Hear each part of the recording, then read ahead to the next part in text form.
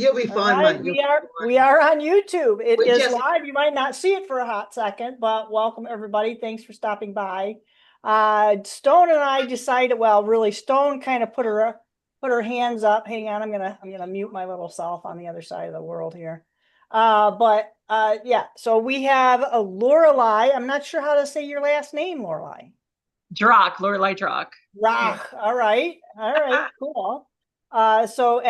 You know Stone very well. I don't have any bio on you, so I really don't know. I'm very trusting soul with Stone. She knows it. So, yeah, but if you no, want to get a little introduction or Stone or however you want to do that, it's all good with me. okay, well, I've known Lorelei for I would say a couple of years now. I've been coming and going. She has a group, it's a fantastic group. And you know, it goes all over the place. And it always comes back to being quite deep rooted. You know, Lorelei's group helps pull out the shadow work. You know, you do the shadow work when you go to these groups.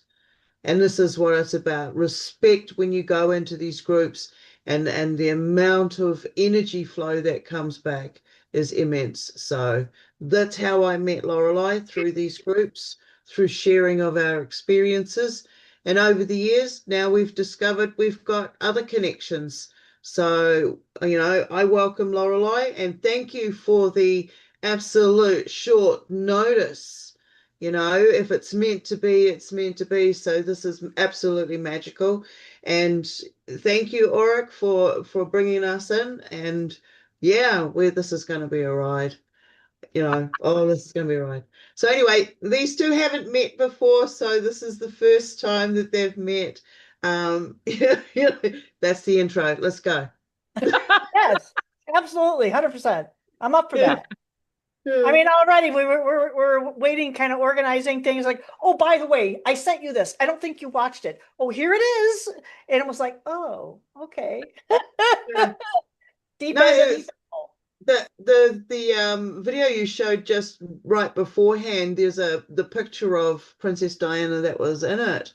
Oh my God, I only just saw that. I only just saw that same photo today. So I'm like, okay. And one of the readings I got was synchronicities. All right. Synchronicities are orchestrated. Otherwise, we wouldn't have them. So who is orchestrating that synchronicity to happen? So that's one of the things that I wrote on my readings for today. So anyway, welcome everybody, and you know, here we go. Here we go. So what would you like to do? Do you want to okay, so Lorelei, what modalities do you use, and how do your oracles speak to you? Teach us Well, what you know so we can combine and share our findings. I use various modalities. I mean, they're tools. One of the things with me is I've had a lot of near-death experiences, and I know some of you are familiar with that. So what they told me is like I'm literally an oracle. So if you ask me a question, I instantly get a download of the information. But I also read oracle cards. I'm drawn more to those. I use the dragon deck because I have worked with dragons. I do dragon activation and various things. So I found a deck that synchronistically came to me through another psychic. So it was a beautiful experience. So I love that deck. And the Lemurian deck, I didn't realize the dragon connection until I got that deck, and here they were images my daughter had seen in an experience. And when I had seen in an experience, when I hugged a tree and the dragon awoke, and he's like, thank you for seeing me. Thank you for awakening me. And here it's a channeled art piece in that deck. So I use that. I do use pendulum and sometimes the rods. So those are primarily like the tools I use, but I'm a Reiki master teacher and a medical intuitive. So all of that kind of stuff kind of plays into everything I do, if that explains it. I just go with the flow, as you would say. whatever I'm called to use. Yeah. Do you have like do you hear the voices come in? Do you get Oh, the yeah. feeling states? Is it like a wave that comes over you when you go to read? I use many modalities. And so basically I'll walk into the room and it's what speaks to me the loudest is going to be, okay, well, I need to quiet that one down, so I need to pay it a little bit of attention and keep it as balanced as I possibly can. Gotcha. With me, like sometimes it used to be like where I literally feel it like here, like a beam of energy. But mostly how my team communicates with me, I can usually tell the difference if it's the angelics or the galactics, but I will get visuals. Usually, like how I see the Akashic is like little movies playing out, right? But I'll get a visual image of, they'll show me something, and then a wave of like emotion comes with it. Other times I'll either get, they like to use, just maybe because of my neurodivergence, they like to use like lines from movies or books, or songs. And the other thing is like they'll give me a really hard, like no more than like 3 words, but they'll give me, like I'll hear them in my head. They'll say a word really strongly, with the emotion behind it, because they communicate more in the emotional field and the resonance of reading that frequency more so than like having a conversation. Archangel Michael is the only one, and Yeshua, that I've had like ongoing conversation. I mean, like full conversations with, but the rest, it's just like I said, those images and words that come through as a feeling. It's kind of like in that word encapsulates their whole thought process and the whole conversation. That's kind of how mine works. Did you, I think it's something that we probably haven't really mentioned quite yet, is that if people are open to being helped with maybe some questions that they might have, because there is a lot going on. I know on every level, personally and otherwise, there's just a lot going on right now. There are a lot of unanswered questions, and even the little short that we kind of watched about someone predicting some pretty significant things that are going to happen within the next couple of days. And time, yes, it's fluid, but then again, for somebody who's given that gift of something specific and you're on that particular trajectory, that's going to play out. And so far, that lady that we watched, that the gentleman was talking about, was spot on, and there was no variance of the dates at all. So it's kind of different. All right, so Rose asked Lorelei, would you call that whole ideas? I'm not sure. Oh, maybe she means like, it's like a packet of information, like a computer. My team kind of refers to all the simulation and tech language, and yeah, it's like a packet. Okay. Like one word is a whole packet of information. I think that's what she's trying to ask. Okay. All right. Yeah. Yeah, it's like when I get the flashes of light, they're not just flashes of light. They're downloads. They're downloads of in packets. It's like our blood cells, So it's we get this information, and the more work we do on recognizing the frequencies that are coming in, the more we're able to do. So this is one of the reasons I love these kinds of circles, is because we are getting back in touch with our abilities. So, all right. What are your modalities, Auric? I take it whatever comes in through my head. A lot of times I do have a long drive commute into work on the daily, and that's when I seem to get most of the things that it's like a feeling of passion.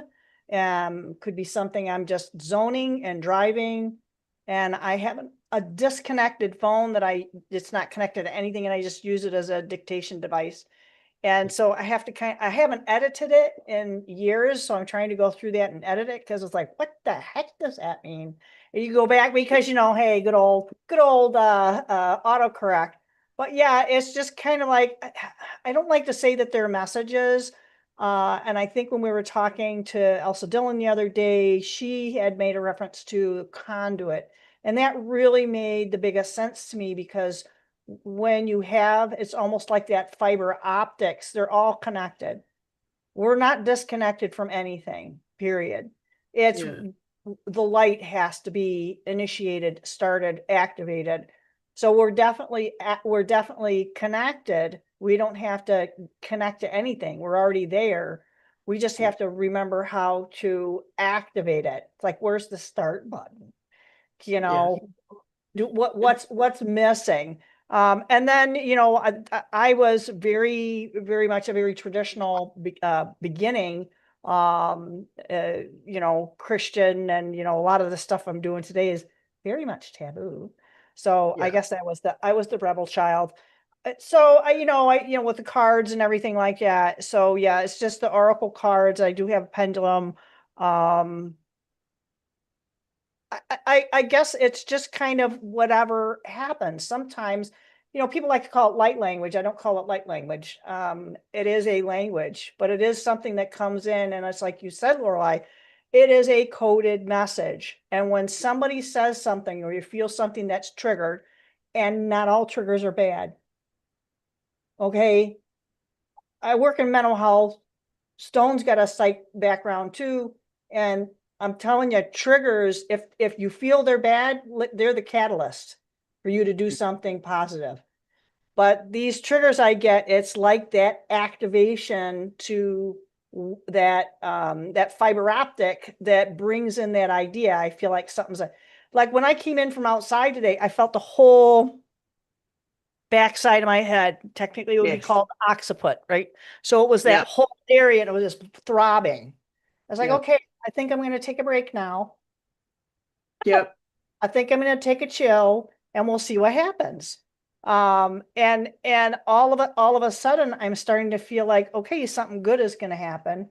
I know we had this semi-planned.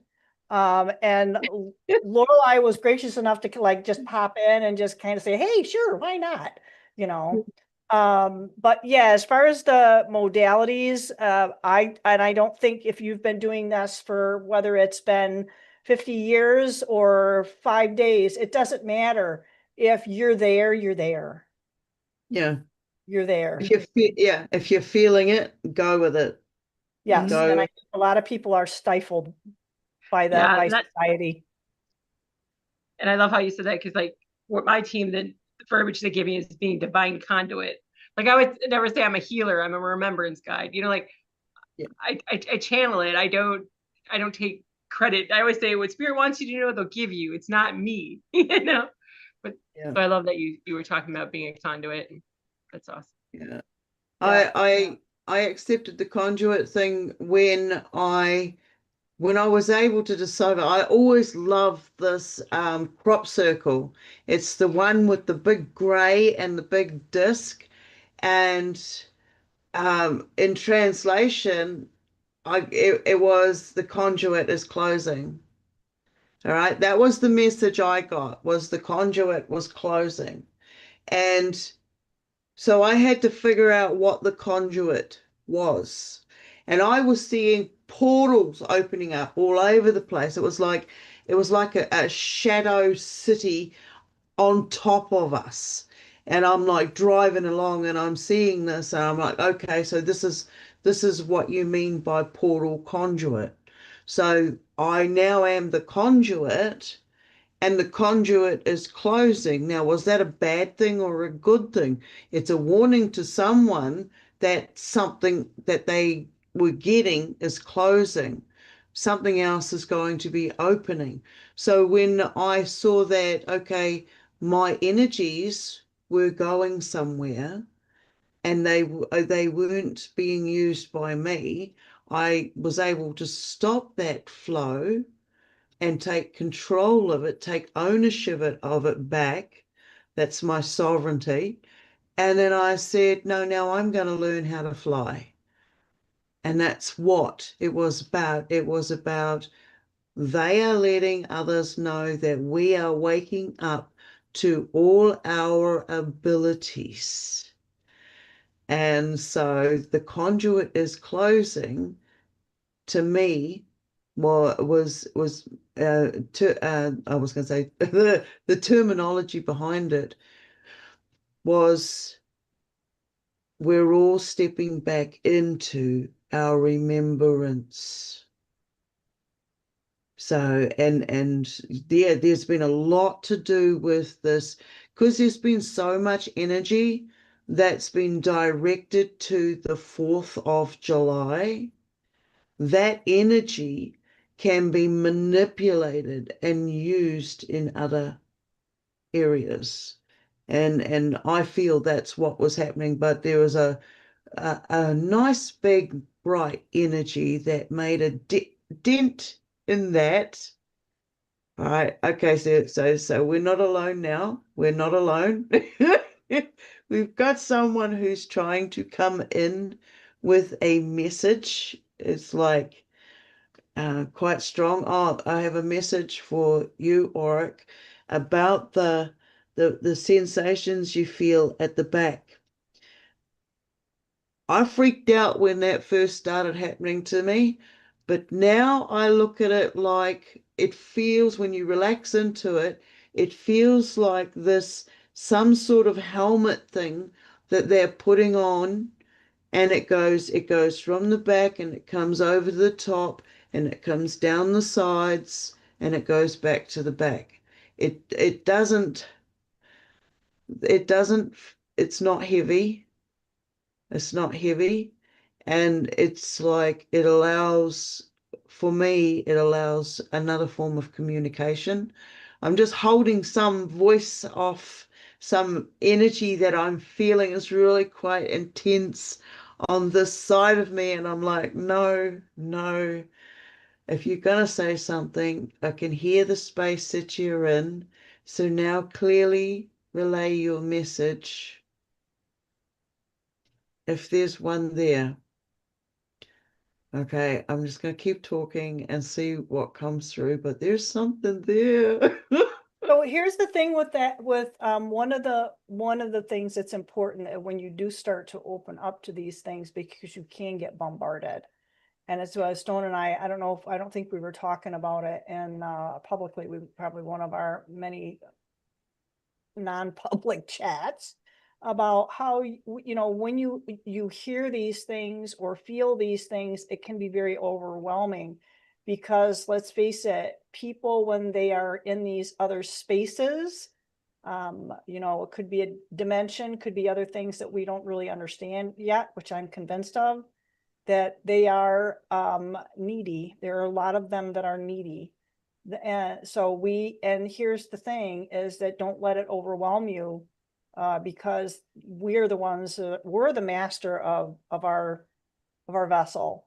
And yep, it can be off, it's like stumbling a little bit, where you're walking along and then things get a little bit rocky or shaky, or you feel like you're losing your balance a little bit. It's like, nope, you have this, you have the balance, you keep doing your steps. You don't let these other energies, entities, beings, spirits, whatever you want to call them, and whoever they are, you're the one who has control of whether your door is open, whether your door is shut. And I think you even said, Stone, one time it was get in line. Yeah. Guys, all just get in line. Take a number. Just like at the deli, take a number. Yeah. And I tell mine, unless I open a circle, they're not allowed to bother me. And they usually don't. I mean, as far as information or other beings coming in.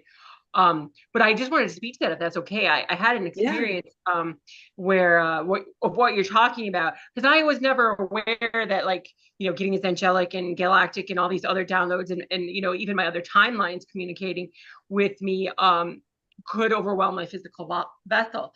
And now I call it the quantum bends. That's my terminology for it, because I got very ill because I was in too high of a frequency too long. But it was interesting because I didn't know that was possible. But my mother is a very strong spirit, and she communicates very well. She came through to a random friend of mine and literally yelled at him in his kitchen, and he never called me because he was my best friend's husband.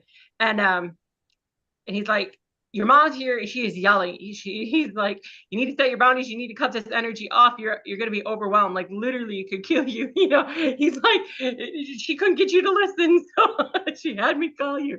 And I knew something was going on, but I wasn't aware, because they're coming in from so many different dimensions and frequencies. They don't know what other information you are getting and who else is adding energy to your physical vessel. So now even when I set a circle, I always say no more than my physical vessel can handle, just because I was never aware of that. And that might be my reality. I respect sovereignty, but I just thought that was interesting, to definitely, don't feel you owe anyone anything with your abilities. You can be that conduit for these spirits and help them work out things, but set your boundaries. You also have to live the storyline that you created here. Anyway, yes. Thank you. Yeah, no, absolutely. Like when you were overwhelmed in the frequency wave, standing wave, whatever you want to call it, how did you know it was overwhelming? Well, I wasn't quite aware, but, because I was in such a high state that I was just thinking, oh, everything's fine. But then, that awareness, I felt it was like a weird case of the flu, like almost like how, like the aftershocks, the shakes, heart arrhythmias, weird. And I'm not saying I don't get those anyway, but it was a different kind of feeling. Yeah. And so I was like, whoa, I added too much energy. They've since done a lot of DNA expansion with me, that I can handle more. Like, I mean, the reason they reached out to me in the first place, and they communicated through my daughter that, my DNA is more acceptable, whatever, of being able to channel a higher level of light as it is. But because of what was coming through, because that's during the time period where I was getting everything about the whole Project Dreamscape and the virtual reality and the simulation Earth playing out. So there was just so much, and I was doing a lot of portal work and portal jumping. So it was just too much altogether, I guess. It wasn't so much their information and this, but doing all of it together. I was just too much in the quantum field that it's like particle separation. Yeah. Kind of thing.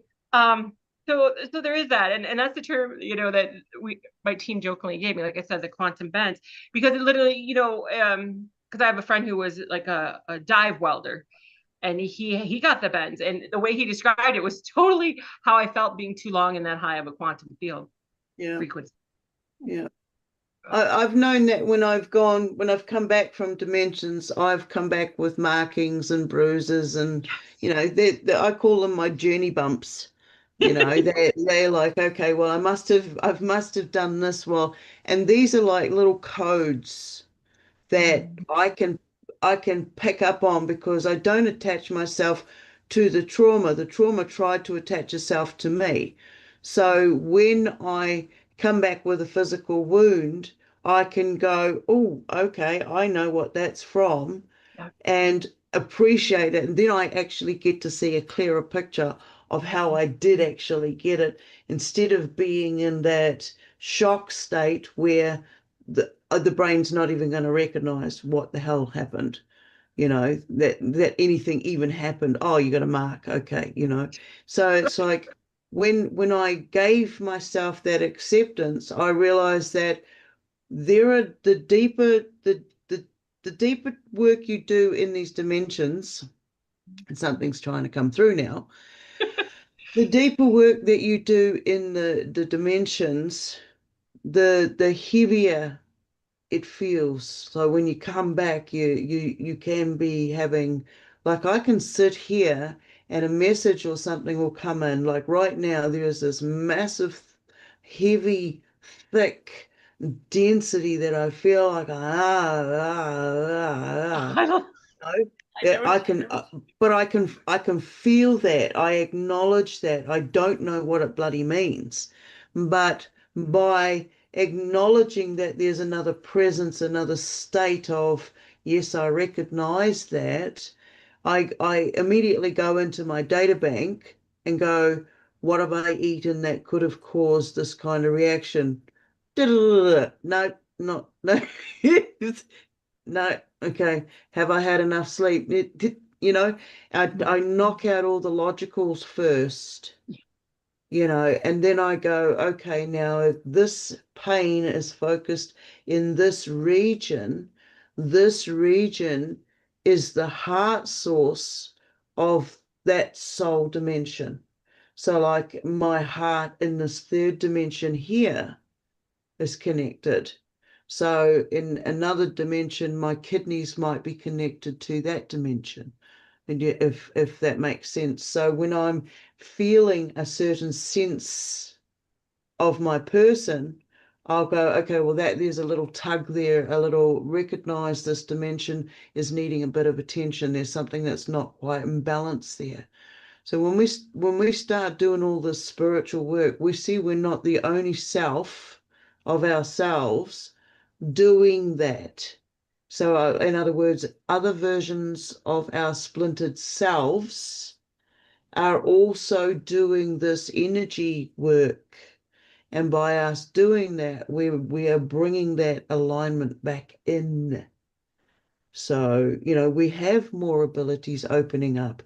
When you do feel a sensation that, oh, that's not right, you've got to go through your checklist to make sure it's not food related, it's not 3D related, okay? And there's a lot of densities within this density that you've got to look at. A lot of work. Yep. Laura Ivy has a question.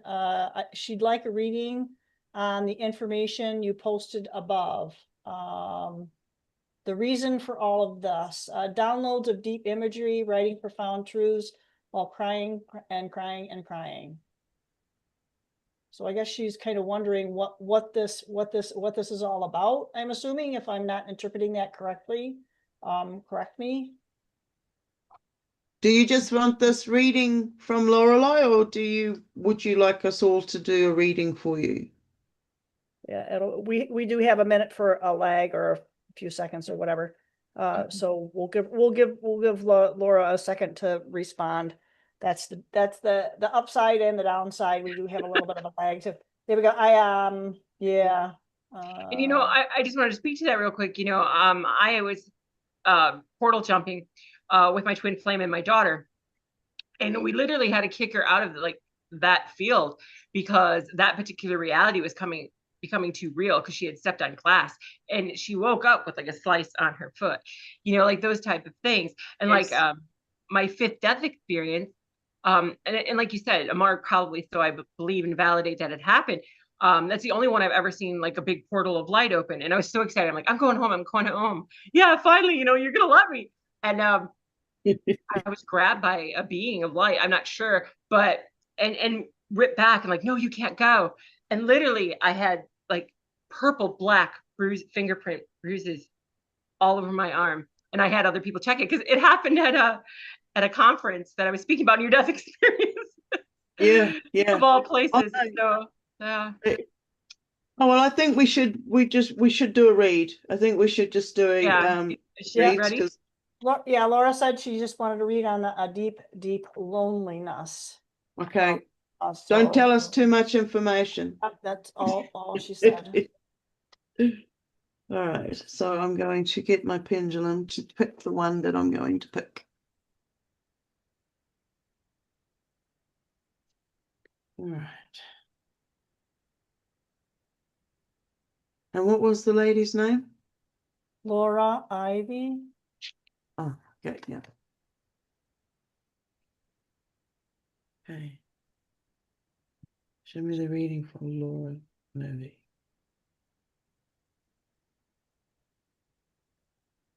Okay.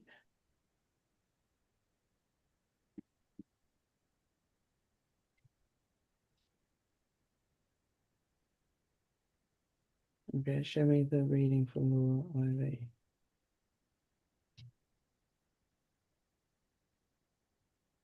I pulled an oracle for it. Okay. And this totally, because I do know Laura fits where she's at right now. It's the challenge dragon. It's standing up for your rights,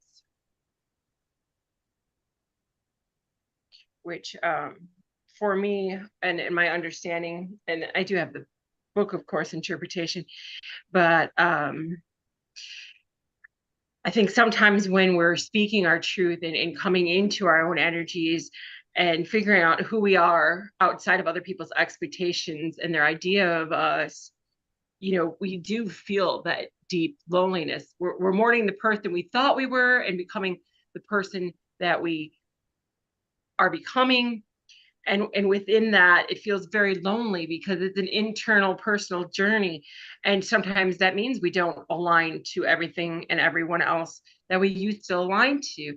And, you know, we're going through a transition of higher light energy. So for that alone is revealing people's truth and the truth of your relationships and your interactions and why people are really in your experience, and it can feel very isolating. So that's kind of what I'm getting. Each one of these dragons is related to a constellation, so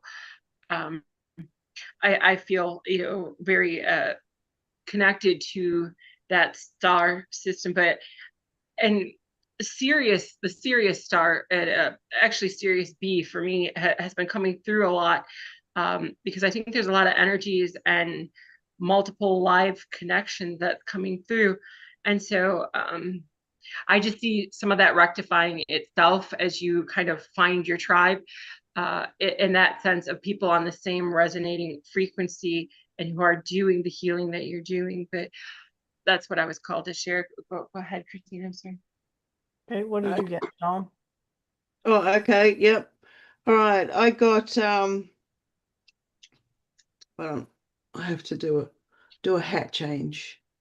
Oh, it's not a hat trick. I'm just kidding. No, it's not that I can't read my own writing.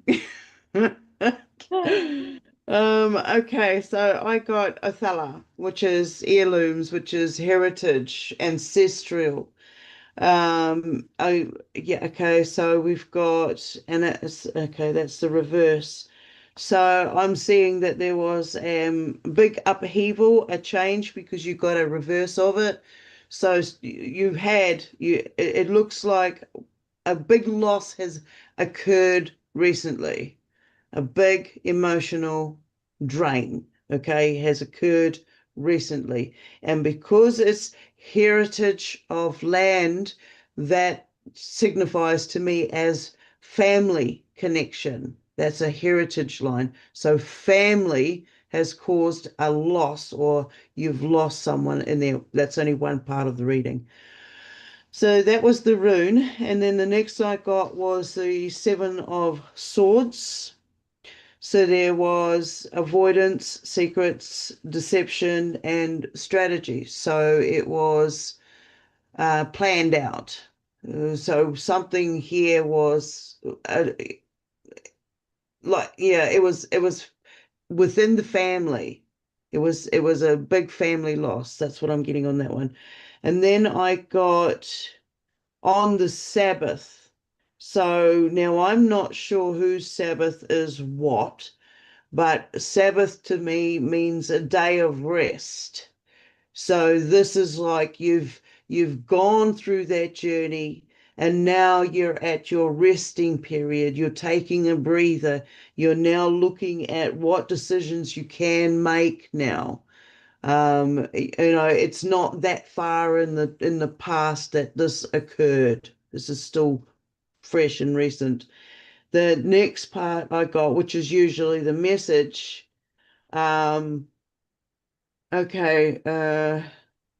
stand in your ancestral power.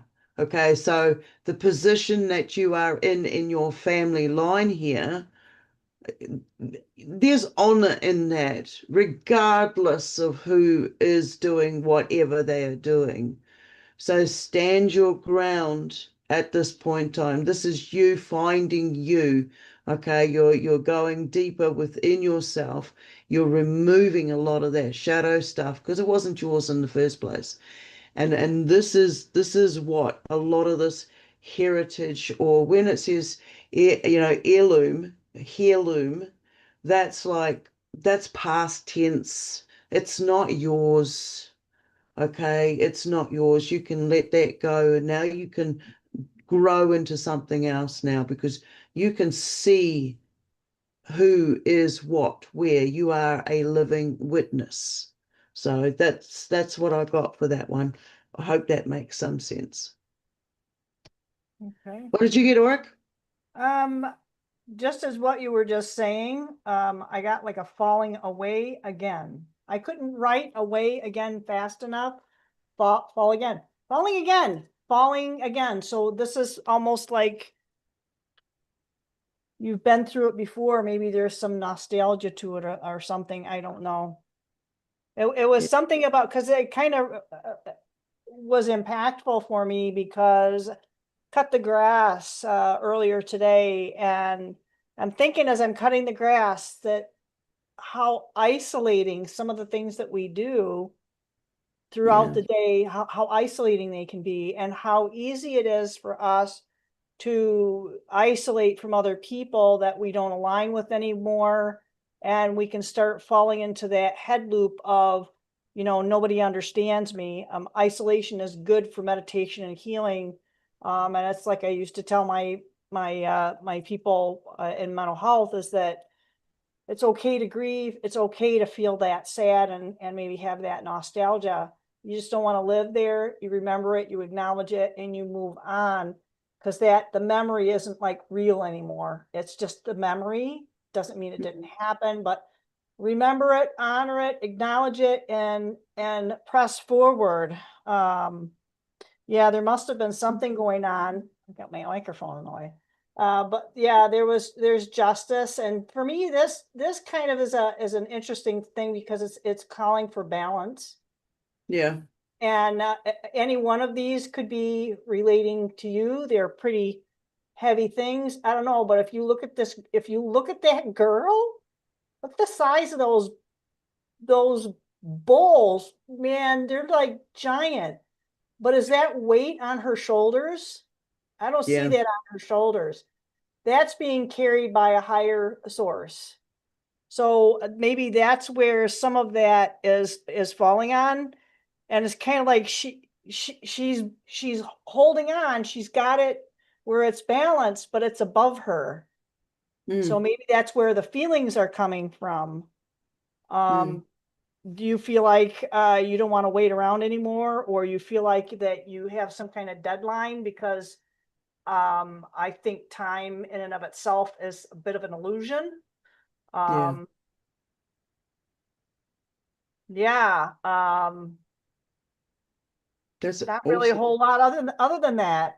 And I think when we have this perception of time, and it is such an illusion, because everything's here, everything's now. If you wanted to feel better about being alone by yourself, you have that. That's yours. That's the gift that we all have. And it looks like you're gonna get an unexpected visit, a phone call, a knock, something about riding by a house. I don't know, whichever one is applicable. I kind of feel like that something that's unexpected might come into play. I think that's for all of us. I feel like that's not necessarily a visit per se, but something that's unexpected. This seems to be kind of reoccurring, that there are things that we are not expecting, no matter how prepared that we think we are.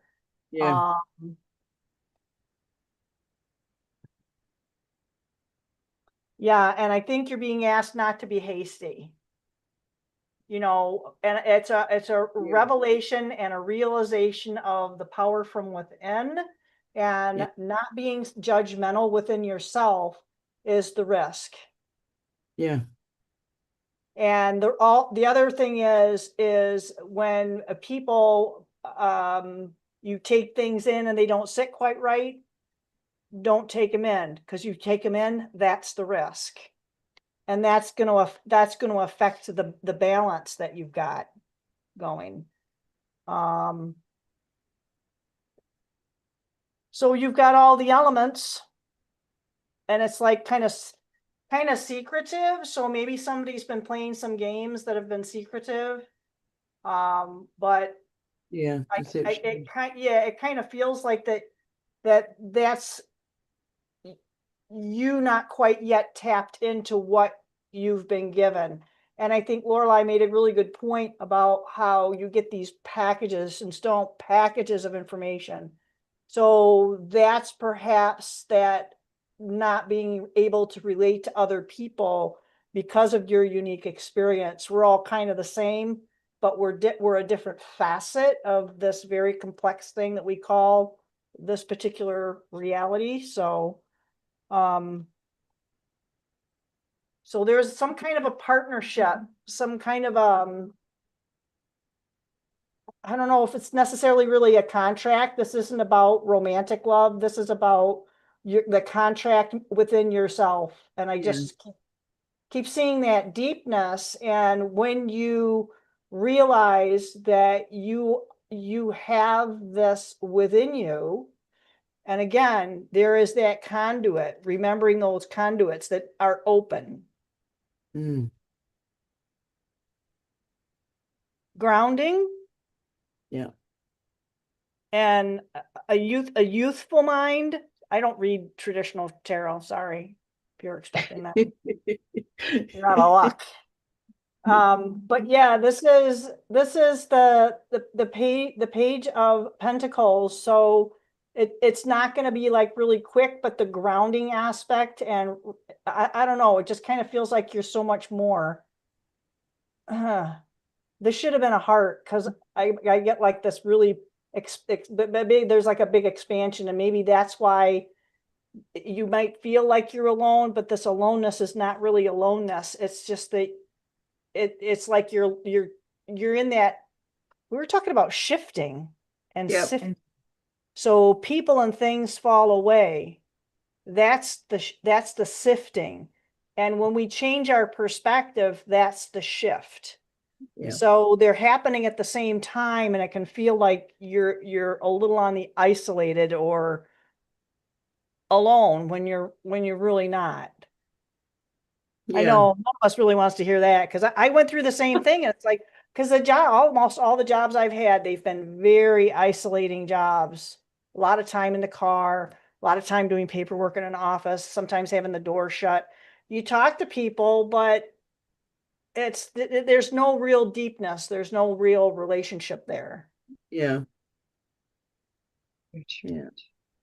I noticed Jason said he's open to anything that comes through for him as well. Okay.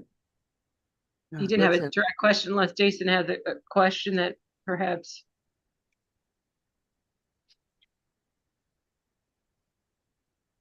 Okay. I know you said there's a delay, so I don't. What was that?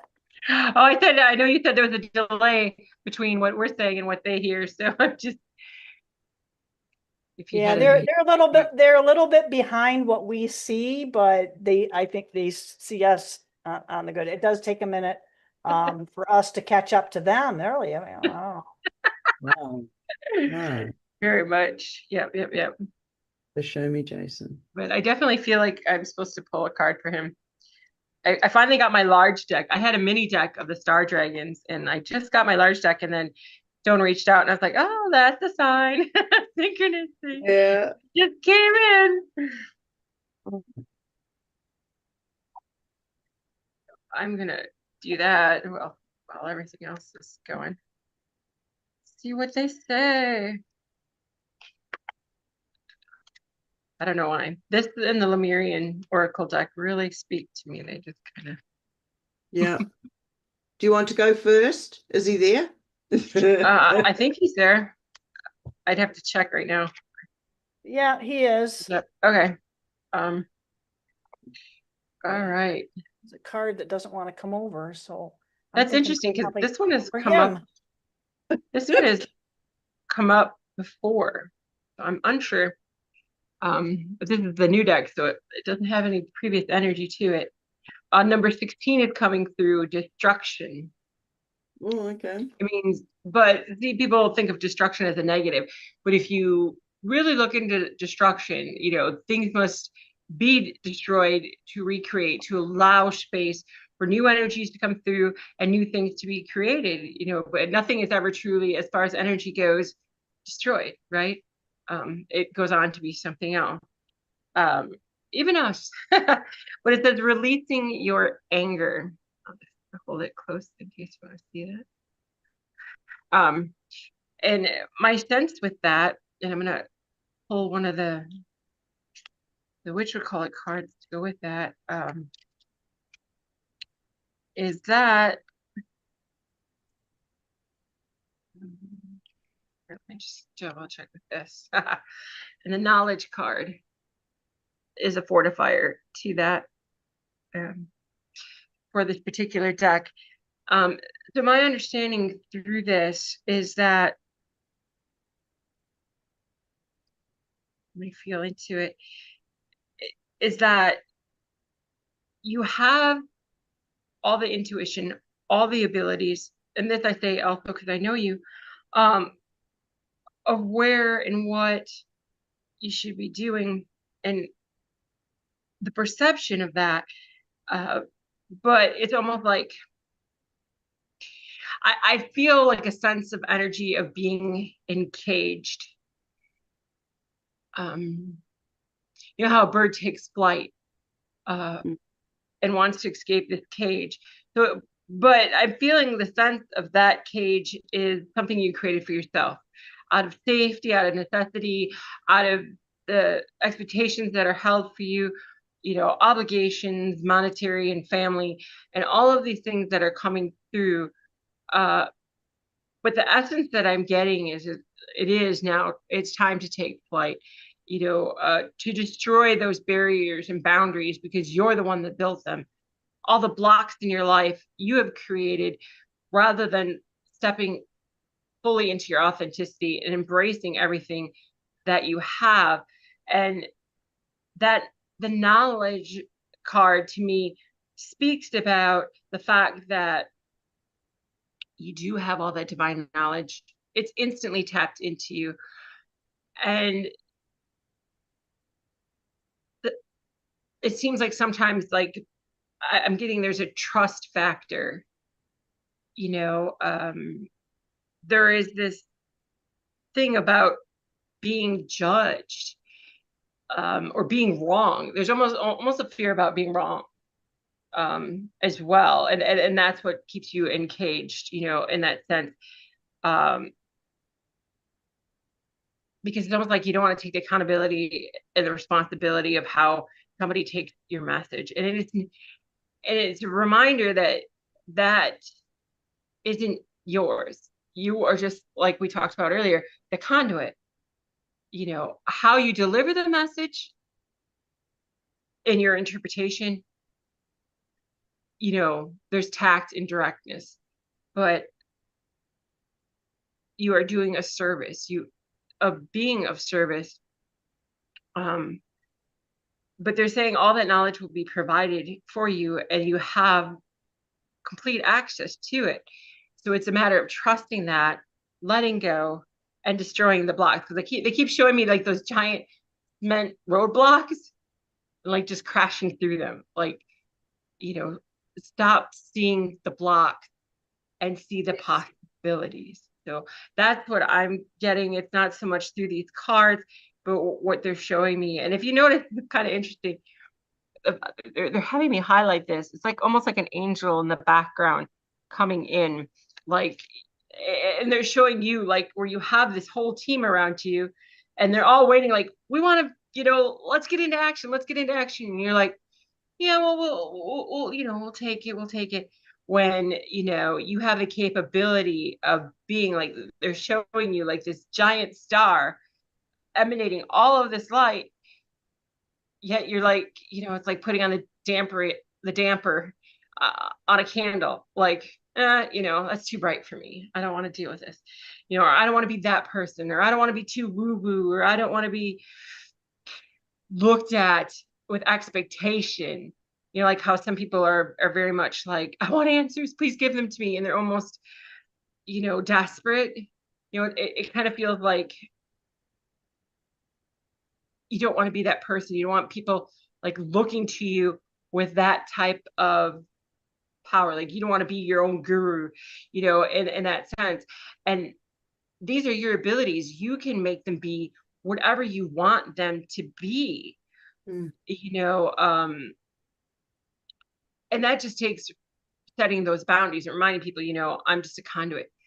I'm your guide, you know, just, you know, like how Yeshua came through to me. He said, I'm your equal. We are brothers and sisters. You can do what I can do. And that's, you know, you're very good about reminding people that they are capable of this. And that's all you have to do. Beyond whatever else they take from it, that's their responsibility. But not stepping in and out of this cage is a disservice to you, to the abundance that is you, this lifetime that you chose, because you chose to have these abilities. It is innately in your DNA. And they're just reminding me that it's like time for you to shine. What are you waiting for? Like, get over yourself. I don't know, but that's the words they gave. So don't hold it to me as far as that, get over yourself. But, you know, there's beautiful things awaiting you, you know, and, you know, stop trying to fit into mainstream jobs, mainstream thoughts. It's not you. Anyway, sorry, there's a lot of emotion coming through it, but thank you. I didn't mean to talk so long, but there's a lot coming through. Absolutely beautiful. Absolutely beautiful. Yeah, you know, I'm happy with hearing that reading. You know, I think I always say it's a message for everyone sometimes too, right? Exactly. Do you want to go next, Auric, or would you like no, me? you go ahead. I think I had a couple of other things too. I gotta make sure I remember that you know, it's kind of like driving at this point, and things can come through from when you guys are saying things. Yep, And exactly. kind of what I do on the Saturday noon reading is I'll write things down, and 99% of the time it is reflected in the card. So Yeah. Same. Okay. That's why I usually do the intuitive reading first and then pull the card, and it always reflects the same. But that's why not a lot when you guys are talking, because I'm like, I'm seeing it and getting it with you. You know, like you said, it expands it. Yeah. So I'm always over here. I think this is the best way. This is our type of channeling, you know. We're channeling the energies, the frequencies. All right, so this is what I got for Jason. I got the gas, which is how can I describe it? It's a rune, and it's basically it's the dawn rune. Now I got dawn breakthrough. So there's an awakening and embarking, you know, you're going on a journey of self-discovery. And then I'll go deeper into it in a second. Then I got the cards, I got the reverse Queen of Swords, which is emotional detachment and harsh communication. Now this whole thing fits with what Lorelei was saying with her reading for you. I'm like, wow.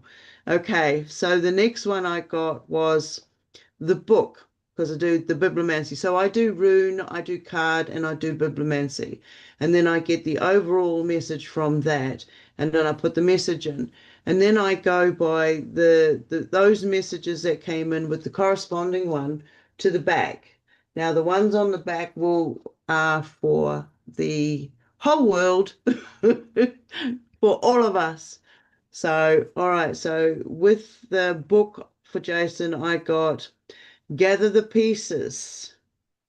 Now I've got this other part that's on the back. That actually goes with yours as well, but I will read that last. So the message I got was the inner evolution, slow down, retrieve what was lost.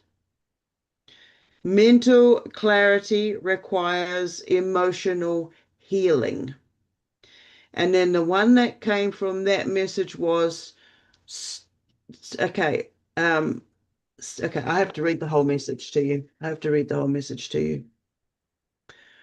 Okay, critical self-talk is the greatest block to your breakthrough. So stop being so, and it comes in the reverse queen, the emotional detachment. Stop being so harsh and critical about your thinking, and stop thinking what others are thinking. Stop preempting what they're thinking about you, because it's about you stepping into your confident self and being able to say to that inner self, look, I need you to take a step back. I need you to take a step back. I'm running the show here. I'm going to drive this bus for a little bit. All right. Now, and then do what you need to bribe them to get to the back of the bus.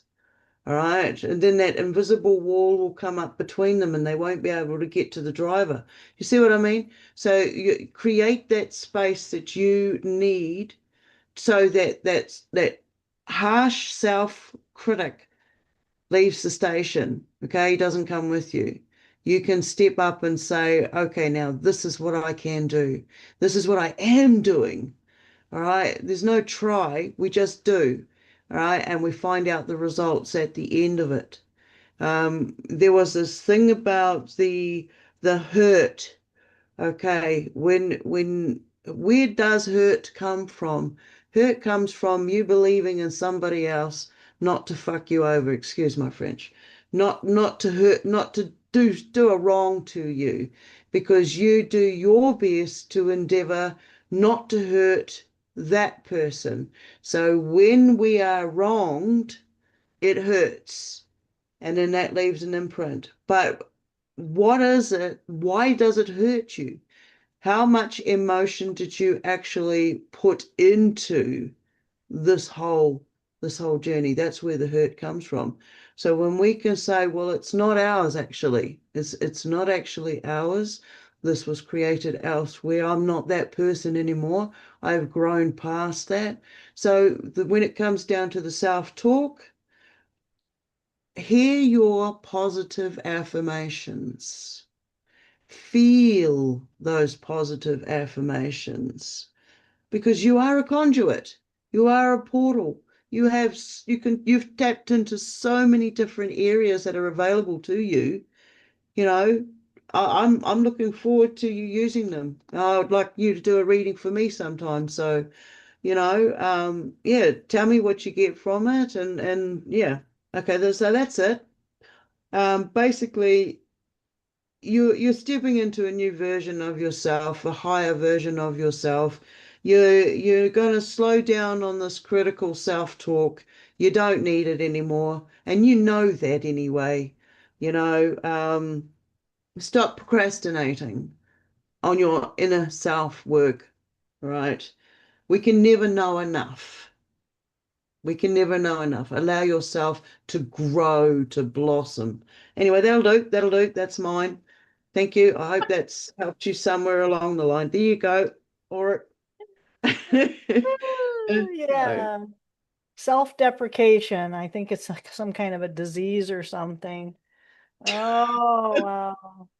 Yeah. So 5 of Cups, 5 of Waters.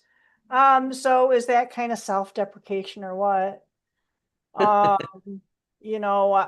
have those, and it's not represented here, but it's like I have these things, but I don't have as much as I did. And in the traditional card, there's the spilt cups, and then there's the cups that are still standing, and there's a lament over the ones that are spilt. But that's the self-deprecation. That's the negative, self-talk. But that the whole idea is, again, acknowledging. It's not that you can't change the past, but you can change your perspective of it. You can change how it benefited you. I think most of us have had things that have happened to us that have been pretty harsh. And myself personally, and in the middle of going through something right now, the whole idea is that I had bad things happen before. I'm still on the top side of the dirt. I'm still doing pretty dang skippy good. Am I gonna, you know, everything usually works out. You know, Yeah. it doesn't mean we sit back and say, okay, make it happen, universe. It doesn't work that way. We kind of have to change our inner dialogue, which was what Stone was Yeah. talking about. And that's kind of what I'm getting from this. It's a shift in the inner dialogue and realizing that that power is definitely available.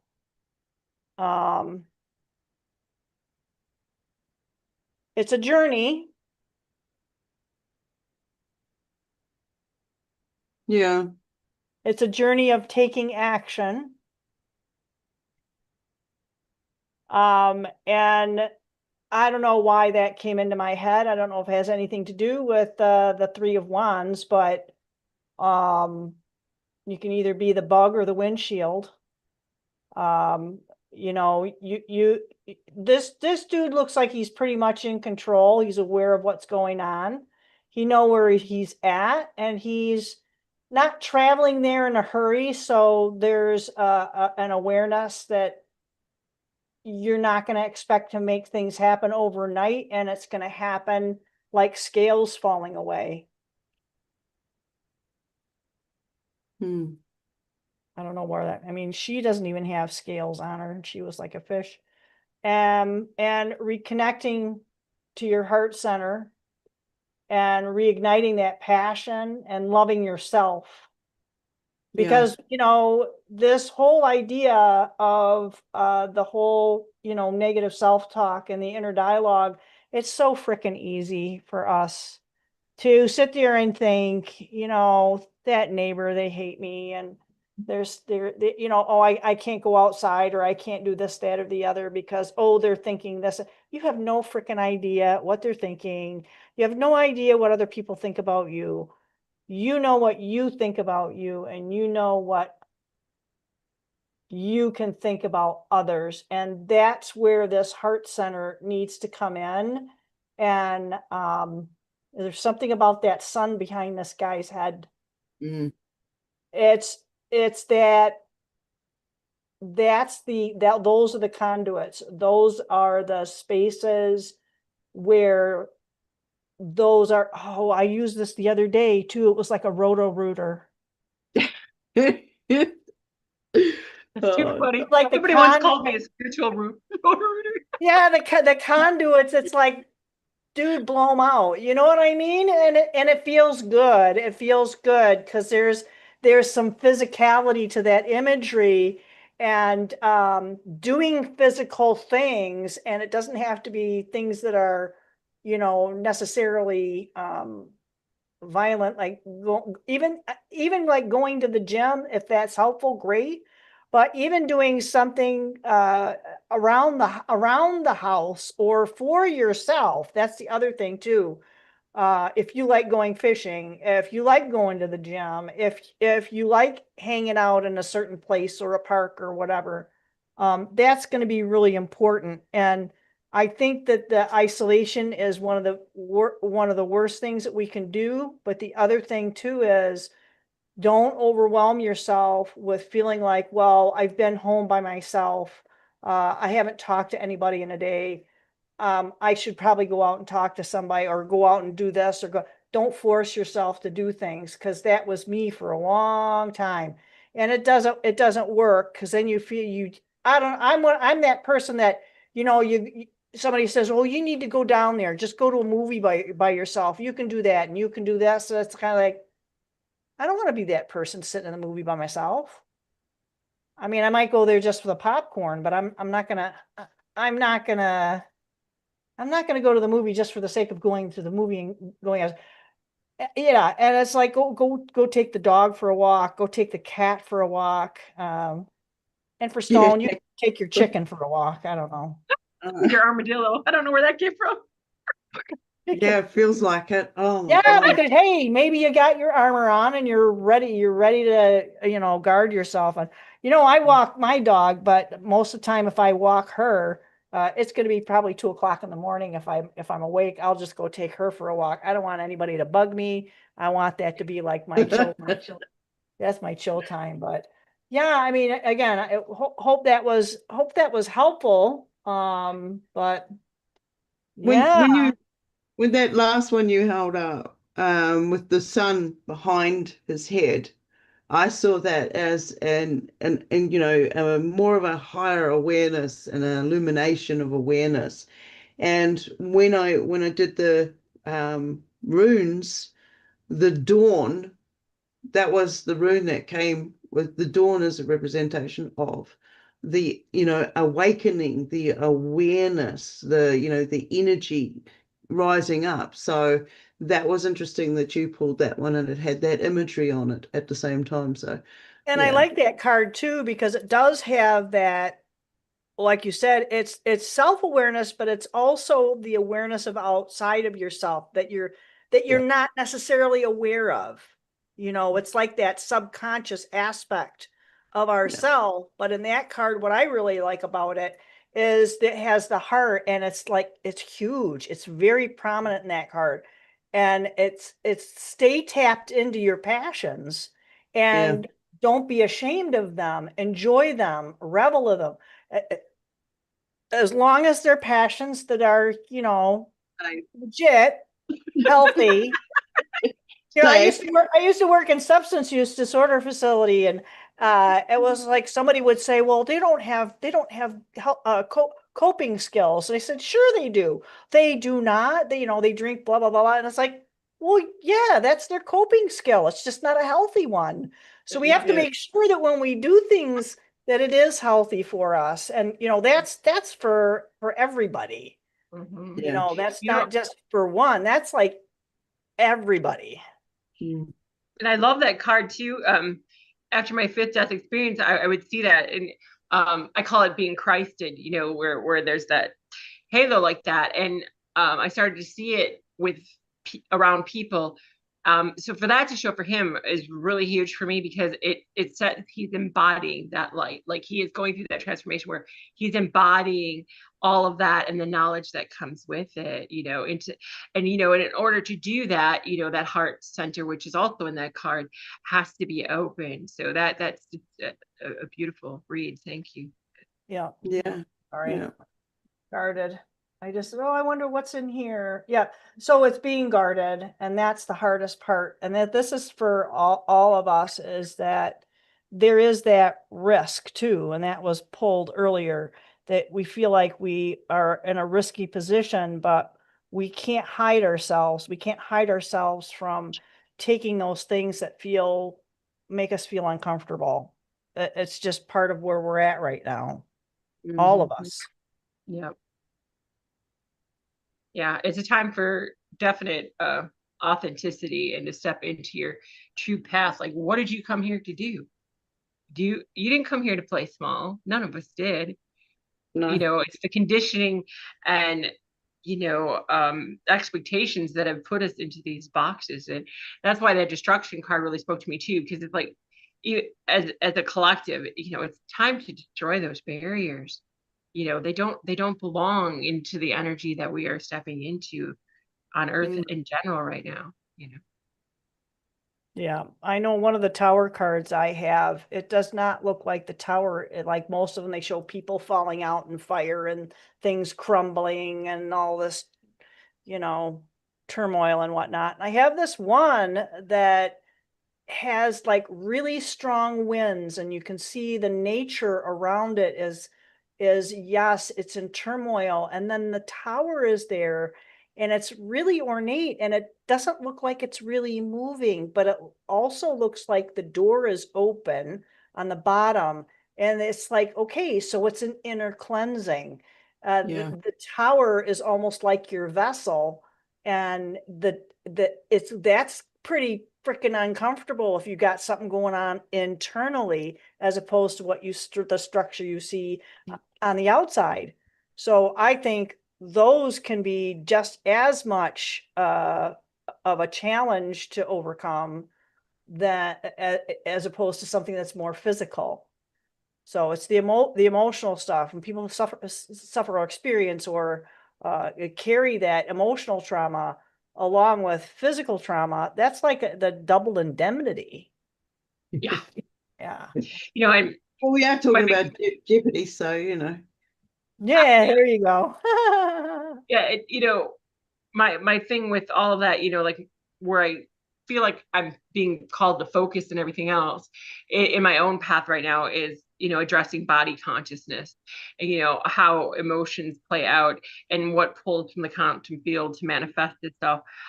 Because often, you know, even if we have this spiritual awareness, you know, we don't realize everything that we have through multiple lifetimes. It came up in a conversation right before I was in the middle of a conversation with someone about spiritual things when Joan reached out to me, come on tonight. So I thought it was like, yep, I'm already in the flow. But it was about that, like, because a lot of things we're dealing with is alternate timelines or what people call path lives. I just call them alternate. But you know, coming into the physical, that the physical body is still holding, much less all of the emotions that have been repressed. And it's interesting when I look at people, like it'll show me where their energy fractulated at different ages. And it's usually like when the realities were questioned or they had a sense of, you know, mortality or, you know, were dynamic things. And sometimes it was just like they made a move, they made a thing. But I think often we forget to validate that human body and the organs and everything that has that energetic agreement to be us, you know, has its own emotions and consciousness. You know, we may dismiss it and we may be over it, but validating the vessel is so important in this work. So you talking about that tower and everything to do with that and seeing the internal struggles, you know, I often, the first place I want to go is the root chakra because they've carried so much cellular memory into this lifetime and everything else. So, you know, there's a lot of layers to this work, but it's fully available right now to cleanse all these lifetimes at once and regrouping all the fractalations that we've made. So, you know, now is the time. You know, it is the tower moment of like, this is your moment, you know, because they always show me like not to buy into like the collective chaos, you know, to be that tower, you know, where the wind's beating, the water's beating, but it doesn't have to be your reality. Certain people have to go through that to choose that healing and embodying light, where those of us who are the way showers, you know, we're already there, you know. So anyway, it just triggered that whole thought process when you were talking about that tower. So thank you for letting me share that. Yeah, I see the tower as it's an internal structure. It's a construct, okay? It's a lighthouse, it's a tower. You know, we can see further when the higher we are inside the tower, but it may also be our prison to keep us, you know, we can't get down. So when we start discovering that we can be grounded, we come out of that tower. You know, it might be a bumpy ride when we fall out the window and shoo, you know, but there's usually a tree or something down the bottom, and as cartoon characters we can just bounce back up and get on our way, and off we go. And we've learned something from that. We've learned how much further, you know, what's out there in the distance. We've seen it by being up there in that tower. Now we can put our boots on the ground and we can actually journey that distance. We can go in those directions. We've seen where we want to go, so we can now go there.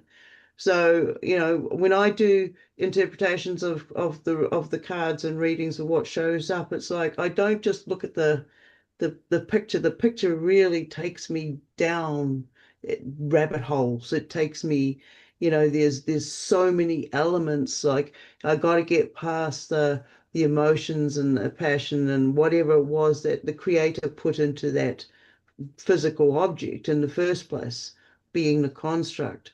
So, you know, for our dreams, dreamscaping, being able to identify who's creating the images, what chemicals of our brain are they using, you know, all the emotions that we went through throughout that day, all the different experiences, they leave chemical residue imprints.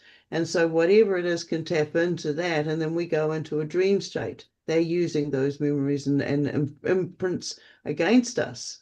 And you go into a dream and you'll be like, all of a sudden, oh man, I haven't thought about them for such a long time. How come they just popped into my head? You know, is it the fact that another parallel time stamp was happening, or that other person is thinking of you, and boom, you're right there in their head. There are so many areas to the abilities that we have, and we aren't fully aware of what we have, but there are others out there, other beings out there that are and do know. So, they can tap into it as well. It's like on this what I call the psychic side, when the voices come in, and I have to differentiate between a spiritual voice being once human, okay, of this world, and then the difference between that and the off-worlders that are different species. So I'm looking, at the different forms of dimensional communications. We'll feel it on our bodies because we are a filter. We are that tunnel. We are that tower. We are that lookout. We can look straight out and we can see the future. All right. And we have to go through that bumpy past to be able to boots on the ground to the future. So we know what is ahead of us each time we're going to go on these journeys. There's so many things that came out of the cards that you showed. Like, for instance, the coloration that you're wearing at the moment, Auric, is the same sort of colorations I'm seeing in those cards. Now, was that by synchronicity, or no? Everything is planned. So there's, I have a penchant for blue, so blue's got to be in there somewhere. I mean, like, they're more of the pastels. Oh, I no, it was just okay. This is clean and handy. This goes on. Okay. This goes Okay. on the shelf. Yeah. No, it matches the cards that you were pulling, the same colorations in the cards. So there is an alignment, and you've even got it in your fingernails as well, mate. Yep. Yep. So It's kind of pervasive. Even the phone. Sorry. your frequency is showing. Yes. Good. Get ready. Yeah. Well, mine's been green and it's still green. I'm still getting images. Like this morning, I woke up and I turned on a security camera, and oh no, oh no, it was another weird one. It's that green, but it's in a space where there'd normally be grass, but and the rest of it's all fog. You can see cloud because I'm on a hill. And so the cloud actually goes down the road, up the road to wherever before it gets, yeah, anyway. So that was an interesting photo, but green. What colors are following you, Lorelei? Because I look at colors as frequency, as areas of healing.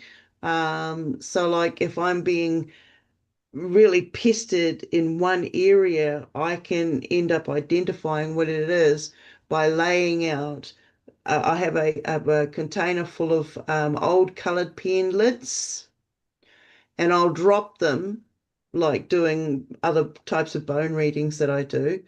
And whatever color stands out the most at that particular time, that's the area, that's the chakra relation and the dimension that I need to work in. So if I get yellow, I need to put on a yellow shirt because I really don't like yellow. So I need to intensify my limited appreciation for yellow by like either holding yellow objects or whatever. It usually signifies that I've got to eat more carrots, lift up my vitamin C levels, that sort of thing. So it's like I follow the food groups depending on the colors of the dimensions that show themselves as well. So it's huge. This is magic. This is what I call real magic. How it speaks to you, the universe speaks through colors. Yeah, I have like well, right here I have it, like the whole, like, stones that align with the chakra. So sometimes those, but people, and my sense, like whenever I feel for energy around me, I get that violet, because they also, one of the things they gave me was activating the violet lotus. And so, which is, to me, is a very healing energy, but it also, one of my higher aspects is the grid architect, and the new grid is the violet grid from what you've showed me. Right. And even healing the old grid, they use the violet to interweave. So that is like my predominant color that seems to show. But I also get some blues and greens, but that may be my work with Archangel Michael and Raphael, because those are colors associated to that. But and I I have this weird thing, like sometimes I will see people's colors, like they'll come through very clearly if it needs to, like if it's relevant to what their healing is. But unlike I think you and a few others I know, see the auric field actively around people. I get more of a, what is that, like a clairvoyant sense. I don't see it, I sense it. But once in a while they will show me a picture. Like one time this person was like flaming orange and red, and I'm going, whoa, so it just depends. And unlike you, and you're inspiring me for this, I don't often check in with myself. I do, like when I go to bed at night, I'm like, well, is there anything? But I mean, you seem to do a lot more active work with that, and it inspires me, to do that, because I was like, I have all these modalities, for that. Because for spirit doesn't often give me things for myself. Like it'll give me a whole line of stuff for everybody else. I won't be quiet, but for myself. But then I've gotten yelled at, like with, other spirits, and things want to talk to you. You're the one that's closing it out. So maybe that's the case, because I kind of want to live this life with that surprise, that joy, like, of discovery, rather than, hey, this is going to happen, that's going to happen, because they gave me some of that. But I think I made that choice because I know in my first death experience, they showed me everything, and I'm like, oh, you make me go back to that. But like, I think I made that choice, and sometimes things come back in deja vu, but I think I did that just because, like, who wants to relive something? You know what I mean? Like, if you already know the stuff, yeah. So, but thank you for reminding me to check in with myself that way, because it really resonated when you were talking about that. I don't think we do it enough. Yeah. Jilin would like to have a no specific question, general reading. Thank you. So what was the name? Sorry. Jilin, G-E-E. Jilin. L-I-N. Yep, Jilin. Okay. I will do that as well with all of you. Yes. For her, I'm getting called to use my Lemurian deck. So give me 1 second. It's reading. Well, she uses her pendulum. Actually, I shifted deck as well. Isn't that weird? Yeah, the energy totally shifted. I'm like, I gotta go to this deck. Jilin, give me the message for Jilin. So. Oh, all right. Whatever is most helpful, yeah. Oh, that's wild. Remember how I said, I don't know if it was prior to this meeting or not, about the Lemurian deck with the dragon eye that I saw on the tree. And when I go to open it, it came right out. That's the eye that said, thank you for, awakening. Yeah. That's so wild. It's Jermaine. Oh, Jermaine. Oh, hey, Jermaine. I love you. Yeah, that explains why I got the Lemurian deck out. See, I didn't even know it beforehand. Yep, Miss Jermaine. All right. I usually do the past, present, future of this. So this is past.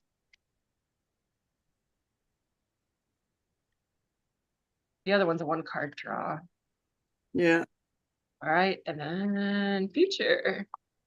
Future. All right. Okie dokie. Oh, wow.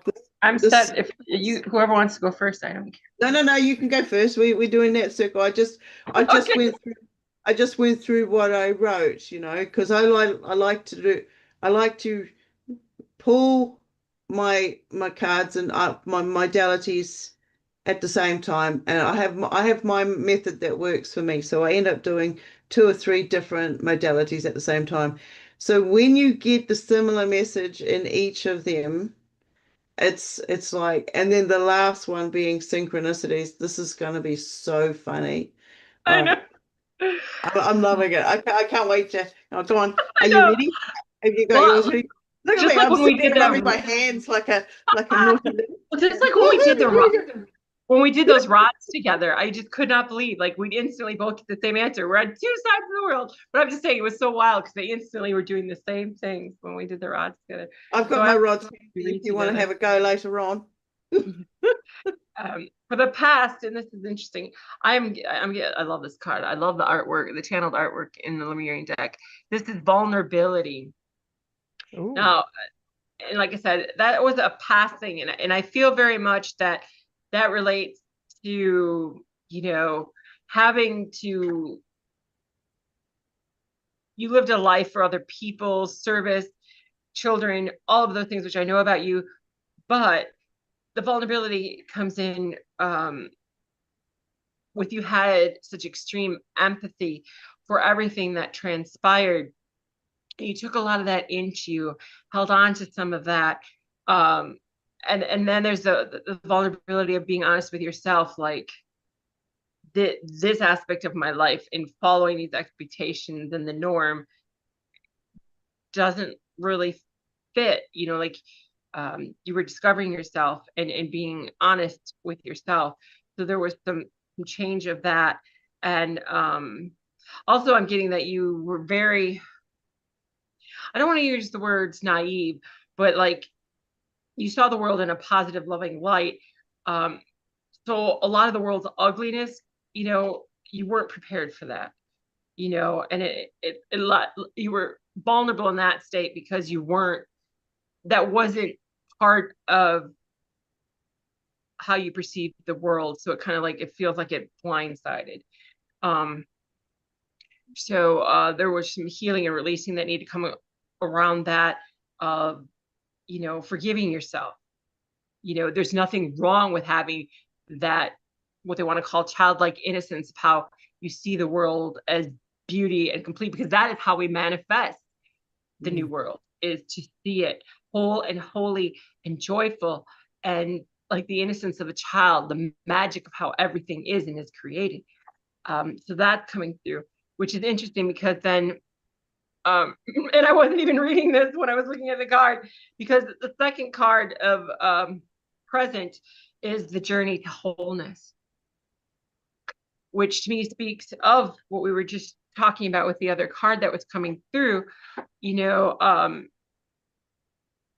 is becoming your complete self, recollecting those things that fractured from being that vulnerable, where you felt you couldn't be yourself in the parameters in the life that you had done up until this point, because there were certain expectations that came with your job, being a mom, being a wife at times, you know, like all of those things that you had going,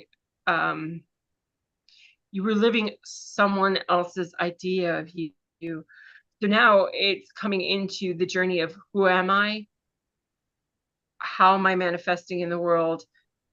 And the authenticity of recognizing the past, healing the past, and coming into the present, collecting all those emotions and ideas of yourself to come back to that vision of innocence, you know, the lens in which you see the world as that healed aspect, and who you're representing, you're choosing to be who you see yourself as, not what's projected at you. And so you're recollecting those parts of yourself that you let other people dictate, is how I understand intuitively the present moment, which 24 in the future, how perfect for this, is the evolution card. Because you are going into what I would call your light bodies, from what they're showing me, and becoming your expanded self in the future, as in you're bringing in more and more of this light and authenticity. So it is realigning your DNA and your abilities to be that light that you came into this world to be, and speaking from your center, your state of wholeness that you are gathering right now. Because your stories, you know, I know of your stories and the things you tell and the joy those bring from your life experiences, but it's the lens that you look at those experiences with that allows you to bring that joy, that helps other people accept that these are just part of the journey. You know, everyone has these experiences, but it's how we choose to let them define us. And you have the ability within you to allow for that expansion of people's perception of these experiences. They don't have to be traumatic. They don't have to be something we hang on to or don't forgive ourselves for. So going back to they're pointing back to the vulnerability card of openly sharing these things and your failures and your stumbles and all of these things, allow other people to step into their own authenticity, because they see how real you are and that you're opening that safe space for that to happen. So, and by doing that, you are completely changing everything that you were, because you're coming into yourself and that center of that heart center of knowing who you are and who you want to be in the world, and letting go of what anybody else sees, that, and letting go of their perception of you. You just, you're entering that state of just being, and being that light, and being, like, you know, Stone has said, like that lighthouse. It's very much showing up like a lighthouse moment. Like you will be that, and you're transforming more into your soul aspect, you know, like this. She looks almost like a mermaid fish type hybrid being. But they're also reminding me, because they're showing me the DNA strands, which I didn't even realize it was in this picture when I said realigning your DNA. Because, you know, the Lemurian energy is coming through. You've had a lifetime there. You had tons of abilities. They're giving me the idea that it's almost like an oracle, but like you were somebody that people went to for this life advice in that time. What are they? The term I'm almost getting is like an ancient, you know, like you were honored because of your wisdom, and they want you to step back into that full embodiment of that light. So thank you for letting me share.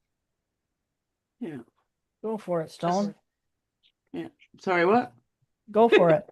I was just going to say, Lorelei, that was really awesome. I've got, when you held that card up, I've got a being that comes to me, and she's basically, I know her as the Ancient One, and she looks very similar to that.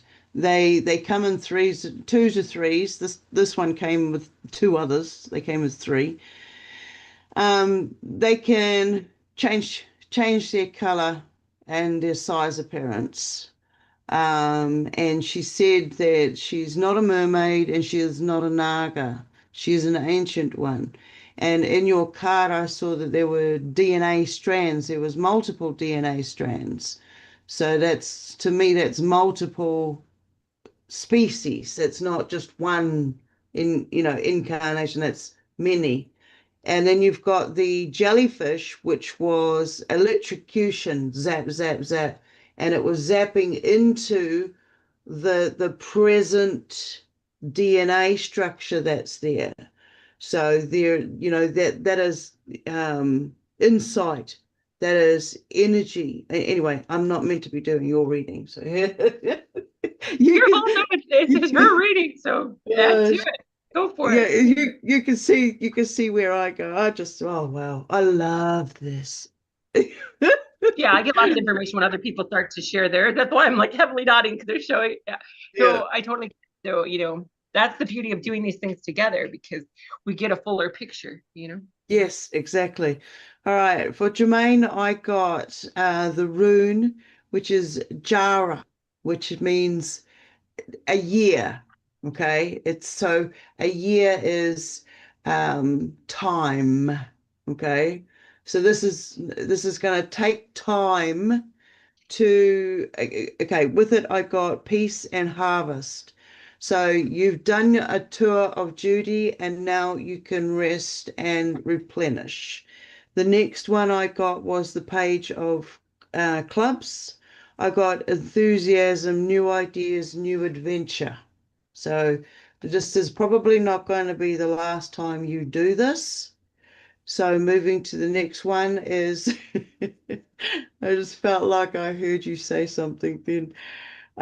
Then I got book, I got Son of Man. So that means this, to me, this signifies the connection to family. This is a family. I know a little bit about your story, and this is pointing towards that. So there's this, okay, and at the message I got was release the dead weight. I'm sorry. I'm sorry. Be professional here. Release the dead weight. Watch the signs and synchronicities and stay grounded. And and it's again, trust in the timing. All right. Here we go again, she says. Here we go again. Trust in the timing. All right. I can't really go into too much depth on this one. I think it's pretty self-explanatory. You know, you've just gone through some major thing. As much as you allowed it to take place and happen, you're also thankful that it's coming to its end, and that a whole new chapter is about to begin. And from there, you know, you get the rewards, you'll get the little pop-in visits that you'll appreciate on a different level, because you can close the door afterwards. All right. I'm sorry. I have a little evil streak in me somewhere. You know, she's not evil, she's mischievous. But anyway, I hope you got something from that. And that would have been the same message whether I knew you or not. All right. So that's how that works. So thank you for participating. All right, what did you get? Well, since I don't have the backstory on this of what you guys are talking about, let's see what comes up. So it sounds like there are some decisions that need to be made. I don't know how easy or difficult that's going to be, but there is a fork in the road. Oh, there's that football. You might know who I'm talking about, Lorelei. There was the football coach from many years ago. People used to tease him about some of the things. No, he wasn't a football coach, was he? Anyway, he used to say something like, when you come to a fork in the road, take it. You know, I mean, that's he was an announcer. No, it wasn't Bob Euchre, but I know who that is. But it was. No, I don't know. When all of a sudden his name came in, and I'm like, what is that about? Yeah, he was pretty silly. He probably plagiarized that from the original guy. Because I think you did say it. Yeah, I'm sure he did. But yeah, that's kind of the idea, that there is some kind of decision that needs to be made. A lot of options here, and there's a turtle in there. Oh, that'd be right. But it's kind of hidden, but there, it's like at the very tip of the llama's horn. I don't know if that you can kind of see it, but not. It probably just looks like a dot, but it's definitely there. And there's wisdom. Wisdom's got your back. So that should be helpful. And whatever the decision is that you need to be making, and there is there. All right, so what the heck, man? Because if you're like the llama, you're tying yourself to that dang post. Oh dear. So you might want to untie yourself from the post, because and you're talking about mischievous. There's stone on that frickin' pole. Thanks very much, mate. That's all right. Lorelei's got the get you to move, baby. Oh my gosh. So a never-ending story. Wait on, Yeah. Auric. Lorelei's got the turtle. Yeah, I put the turtle on the grid, so that's kind of funny. Oh, cool. But So we're yeah, on it. yeah, this is Blaming me. trying to see what's on the heart, because there's writing. Okay, so on the heart, it looks like It has like a spin, you know, the games you used to play as a kid. I don't think we just used a circle, but it's like it's a heart shape, and yes, no. We used to, you remember the cootie catchers? Oh yeah. All Oh right. yeah. So Oh, yeah. this is the spin version. But it's a never-ending story, so don't get weary. Don't get weary if you feel like, you know, I think we're all going through that, right? Like, are you freaking kidding me? Come on. You know, do we have to do this again? And it's a variation on the theme. And it's like, don't get bored with this, because each one of those decisions that you're making for this so-called never-ending story, it will definitely come to a happy ending. Ooh, I like that. So with someone or something you're co-creating, I don't know which one of these guys represents you, but I see a cosmic egg, and there are some figures on the side here though too. And it's like it's in process, because she looks like she has got a sword, but it's like she's drawing the imagery on the things. There's your cosmic egg. And you know what? Looking at the card, I didn't see the dude's little face there. But there's your owl again. Your owl is showing up. Now, this is interesting too. The owl wisdom, I know some people have, you know, less favorable visions of what an owl can be, but it all depends on what energy you're going to pull in from these creatures. But it's also saying that even though you're sitting still, you have that ability to really take off. Don't make hasty decisions, because that's why that owl is there, to help you with that. And that's gonna, you know, also bring in that just and right decisions. I can't remember the name of the poles, and I think it has to do with Jewish mysticism. You know, the two poles that is on the traditional priestess, right? The high priestess. Yeah. So I think that there's kind of a spirituality aspect to it, even though this is considered the major arcana. The line is the strength. I don't know if you're having some sort of a timeline on this. Wheel season's right around the corner, so there might be some decisions that need to be made fairly quickly. Heartfelt decisions, might be family related, but there's definitely a lot of emotions. Yeah. Not really entangled, but enmeshed. So it's enmeshed means that, you know, if you put like, oh, well, I'm trying to think of an example. If you took a grape and you dropped it in one of these cups and it was full of water, you'd be able to take the cup out. That's not enmeshment. If you put some chocolate, you know, in your milk, good luck getting the chocolate out. The chocolate is now enmeshed in with the milk. So it's that kind of thing. So it's going to be very heartfelt. Be careful where you're placing your heart. You're definitely going to have a victory over all of this. There's my 1111. But yeah, so definitely victorious. It's not necessarily going to be an easy road. We'll find out what that looks like. And you're going to have some patience with it, whatever it is that you're trying to accomplish. And it's going to be more than one thing, I hear. So 7. So if there's a 7 of Pentacles, it's patience, it's attending to your harvest.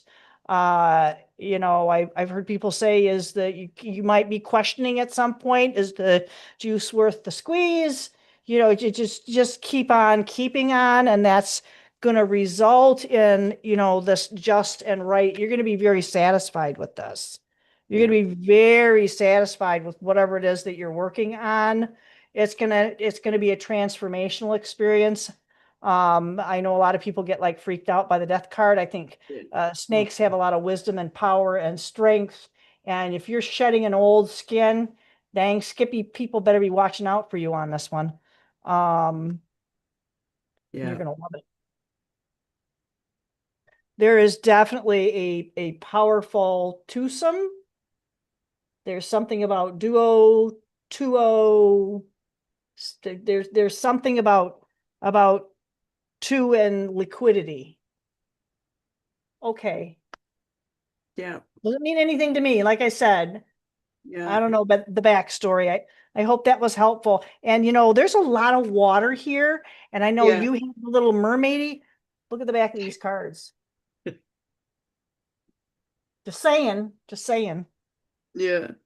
I like how you've got all the matching animals there, Lorelei. Do you like, spirit totem readings? Mm-hmm. Okay? Oh. And that's what I was getting when Auric was holding the cards up. I mean, I wrote a whole new message down on the side there, like where the owl was placed on that, in the center of the egg. It looked like an egg with a face, Humpty Dumpty, and the leopard was like the owl was balanced, and that was balanced wisdom. Yeah. So if you were one side or the other, you'd either be with Humpty Dumpty or you would be with a predator who's just sitting there waiting for you. That's what I saw. So the wise owl with balance. Okay. And then the other one was, you've both done this now. You've both brought up the key and you both brought up a circle. And I got, I don't know who this message yet has to go out to, but someone has to get a spare key cut. All right. So I got a spare key cut. Then you had banners. You had these little banners. Oh, and stop for a second. What does Lorelei have in her hand? What have you got? Oh, you got the fucking key. Oh, shit. Sorry, it's just funny. I pulled the key as well today, so there you go. I'm not digging mine out. I have one almost exactly like that, Stone. It's in the drawer right there. Yeah. I'm not digging it out. It's right there. I think it was after my third NDE, I started handing out keys. There was something to the keys and unlocking the keys to your like DNA stuff. So I don't know. Keys speak to me too. Yeah. I'll pull something out of my little trinket bag, because I've got a trinket bag, and I'll pull them out, and it'll be like, okay, there's another message inside that message for somebody else out there. I just, I went through a phase where I called myself a key keeper, because I seemed to have the keys. People would then see they got the key, and then they would unlock their own shit. But it's more like a key code. You know what I'm saying? Like how you punch into a series of numbers to get into buildings and things. I mean, so to me, they said it was like I carry those like key codes, that unlock. Yeah. And I think you do have something there with having all the animal totems. I've got a whole collection behind me as well, but they're too far for me to get up and go and get. I've got monkeys. I got everything. I don't know where they all came from. Just one year, I got all these little people just keep giving me bloody miniature animals. I'm like, I love them, so I'm happy to get them. Yeah. But then you had the banners were coming up in the cards. And I've seen these Tibetan banners a few times now, and there's always that one thread. When people seem to pull the banners, they also talk about weaving, or they talk about thread. So there's a connection there with these banners. These banners are protection. They're Tibetan banners, and they've got prayers, protection prayers on them. So that came from Auric, to do with Jermaine as well. So I saw that. And hair strands. Where did I see the hair strands? The hair strands was in yours, Lorelei, with the ancient one with her hair all weaved out. That was like the strand, that's family connections. hair strands, you got the DNA, you got the family strands. They're like an octopus has tentacles to that operating system. The hair sticking out like that represents, and if it's curly, that's the health of the family. So when it's in long strands like that, that means there's family members connected, and one will stand out more than the other, and that'll be able to show you, this is just how I do my readings, where they're placed in the family, who the concerned member of that family is. Lots of stuff. I love this stuff. I All love right. it. So Jermaine said she wrote a story titled The 5 Keys. Oh shit. Ah, I love the synchronicity of spirit. Oh dear. That's so funny. Oh, that's awesome. Well, I hope that helps you, Jermaine. Yep, I don't have a world message for you from that one, so, but that's cool. Yeah. I was being called, if you guys are okay with it, to call. Sometimes I am, sometimes I'm not. I have what they call the Gateway of Light or Activation Oracle, where it shows like what wants to be unlocked for whoever is present. And they Yep. kept calling for me to like just pull a card, if that's okay. How are we doing with time, Oracle? You good to go a bit longer? Oh, yeah. Absolutely. Lorelai's only an hour behind me, and it's a holiday Okay. weekend. So Oh, I don't- yeah. Yeah, Okay. That's why we and- do it on Friday evenings, though, for me, because it's just easier. I can most days I can sleep in, but on most Saturdays I can sleep in, I should say. So they're telling me to have you tell me when to stop. So Me? Tell or you when to what? stop. Yeah. So Yeah, Susan's Stone, here tell me when to now. So I said hi to Susan. Hey, Susan. Yeah, okay. Stop. Okay. Oh my gosh, this is the third time, and I've cleansed this deck, so it's not my energy, that it has come up, that these are coming through, the Thoth life codes. Oh, here we go again. Yep. Yep.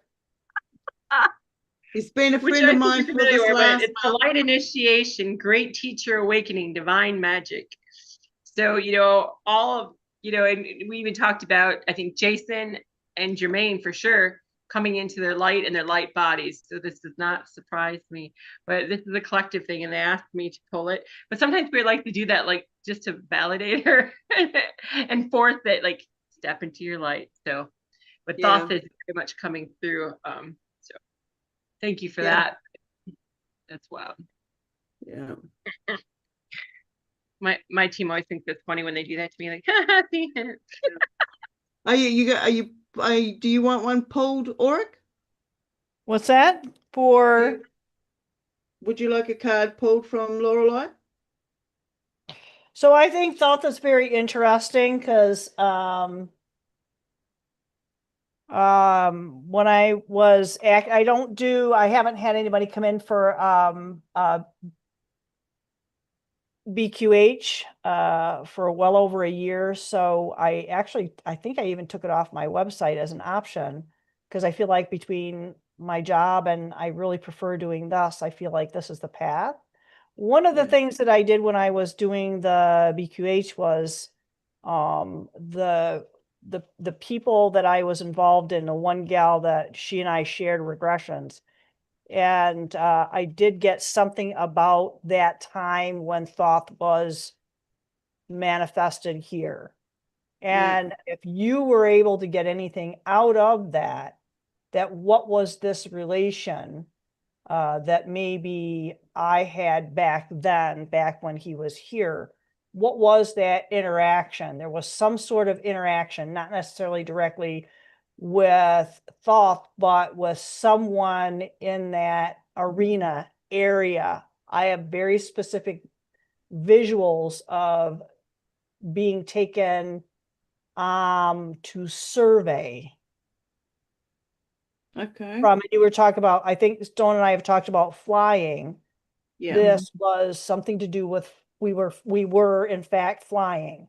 We were yeah, I almost wanted to doing stop the you before you survey. got there. Yeah.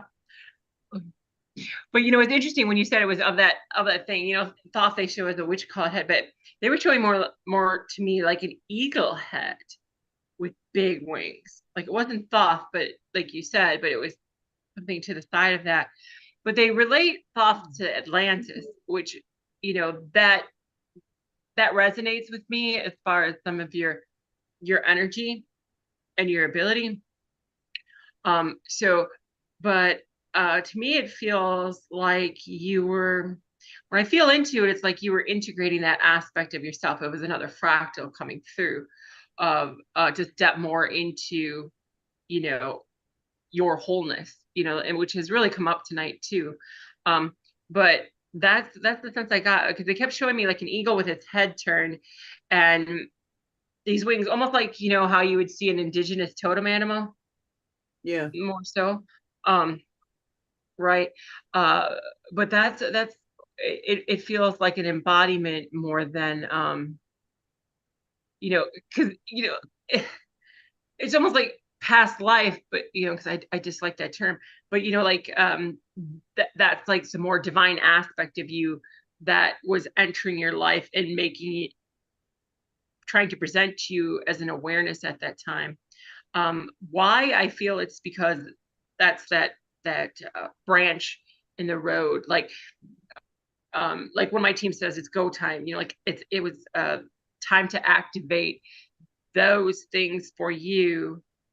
That was just the time in your life that you had like specified to have that awareness and that interaction. I don't know if that resonates with you, but that's kind of what I'm seeing that came through for that. But there's also something like, okay, because they're having me relay a thing that happened to me.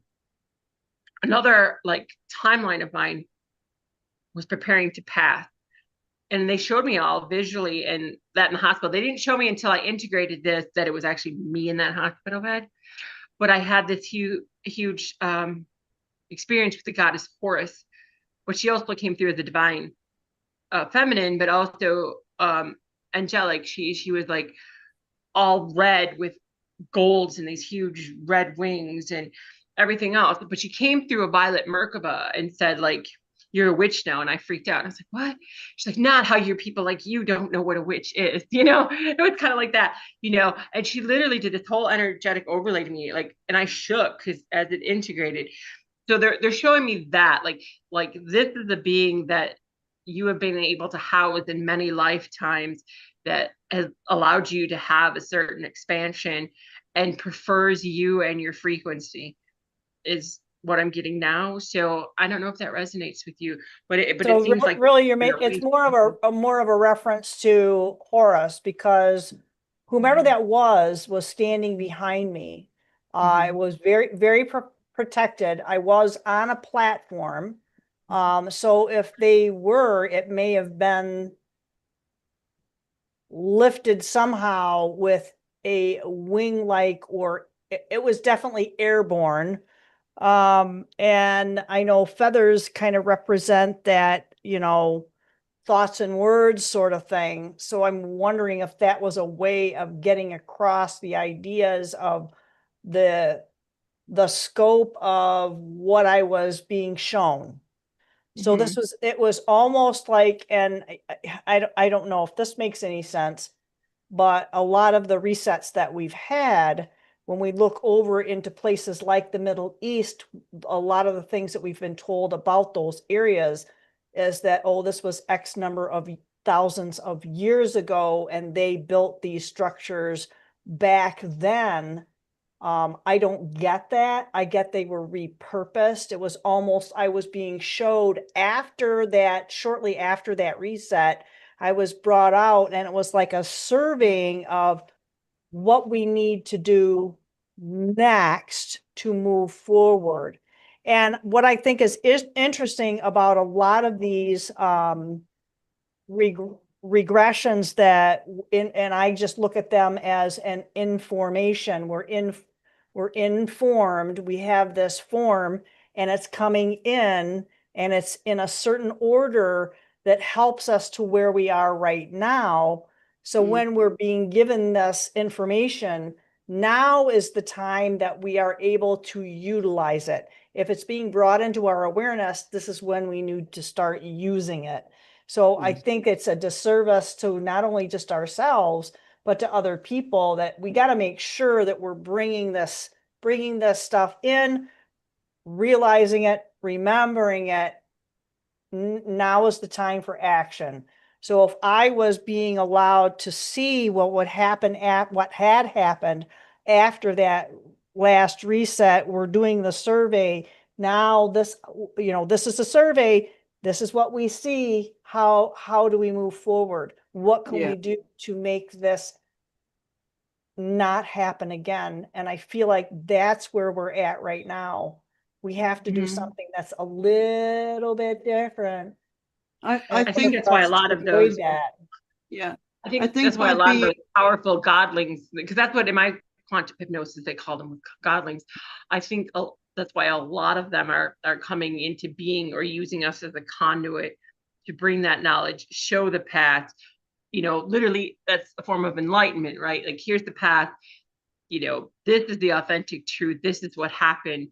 And this is what you're capable of. And which way do you want to take this? Like, with my experience with Yeshua, he showed it. He's like, you took free will too far in the sense of the choices that were made and the destruction we made in the earth, instead of being symbiotic, so many indoctrinated the thing that like we were masters of it rather than a shepherd or a caretaker. And so I feel like a lot of that is bringing back the remembrance. That's why I say a remembrance guide, because them bringing this information or coming through these portals and Merkabas and or instilling their energy, or even their I guess you would call it, those packets of knowledge that aspect of you had, and bringing it into the present through, like I said, these portals. They show it to me as like fiber optics with phase lock, that they're able to lock onto that information, because I feel they're calling out to us, like, don't make the mistakes we made, especially like I get that a lot with even Lemuria, even my husband, like I once channeled my Lemurian aspect of the lifetime that we were together, and she was yelling at him because he's so afraid to step into his energies just because of how destructive they have been in the past. And they keep telling me, the slate's wiped clean.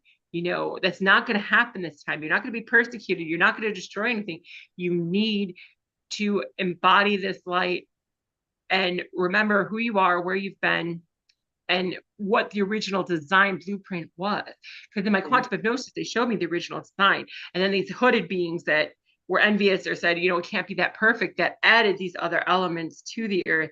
So we're supposed to go back to that divine blueprint, so to speak, is what I'll call it.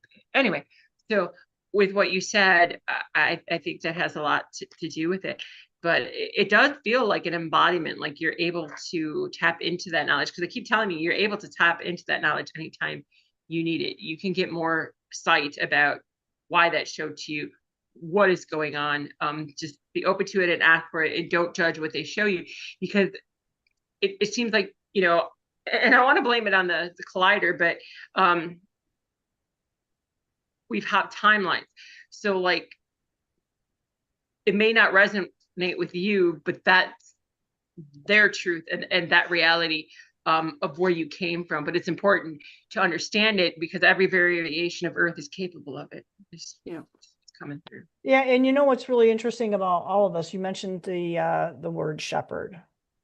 So someone had in a thread on Facebook, I think it was, and I started doing a little video thing. I did something called last fall, Puppets on Parade, which was kind of politically bent.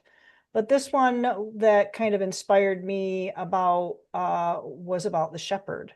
And it was just a little meme, and it said, if you think about it, the shepherd keeps you from the wolves. Okay. And then the shepherd takes you to slaughter. So you have to kind of remember that, because I think a lot of the things that we end up thinking that people are are helping us, they're feeding us, they're taking care of us. And we get to a point where, I mean, and Stone and I have had many conversations about the fact that a lot of people know how to go into fast food and stand in a line and order something off of a menu. They have little or no knowledge of what's in what they're consuming.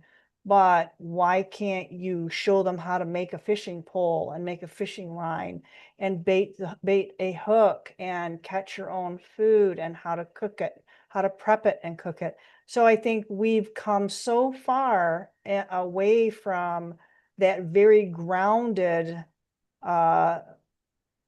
creature that we used to be, that we're in a very precarious position. And we need to realize who is really guiding us. We're definitely all living in a nanny place. I'm not going to use other terminology, but I mean, you know, nanny's got us by the short and curlies, as it were. And let's face it, most of us would probably be really kind of struggling if they cut those apron strings. We need to try and realize how much power we do have, because I think that's what people fear, that they don't want to buck the system because they'll end up getting cut off. Yeah, well, my apron strings, I think, are going to be cut very shortly, whether I want them to or not. It's another chapter. You know, that's surrender. You know, yeah. Surrender was our topic this past week, and it really is, because like I have been shown and other people have talked about it, you know, where if I don't make the choices that are presented to me, they will remove all other choices. You know what I'm saying? Whether I like it or not, or how ugly it looks or not. Like they even told me, like when I came back and I said, you know, and agreed to be of service, they were like, well, you're not going back to the story of Lorelei. You need to let go of all of that. You know, I said, well, you have to make my family aware, because I'm going to be, you know, I understood I was going to be different to them and their needs would come first, you know, and all of these other things, you know, and sometimes we forget that, that surrender, you know, of it's not about us. And, you know, what you said about the fishing and everything, it's interesting because in my husband's NDE type experience, where he was told all sorts of things, some things he didn't agree with because he was raised religious, and you know, the being that he called God, just no, you know, he was like no and no and no to all of it.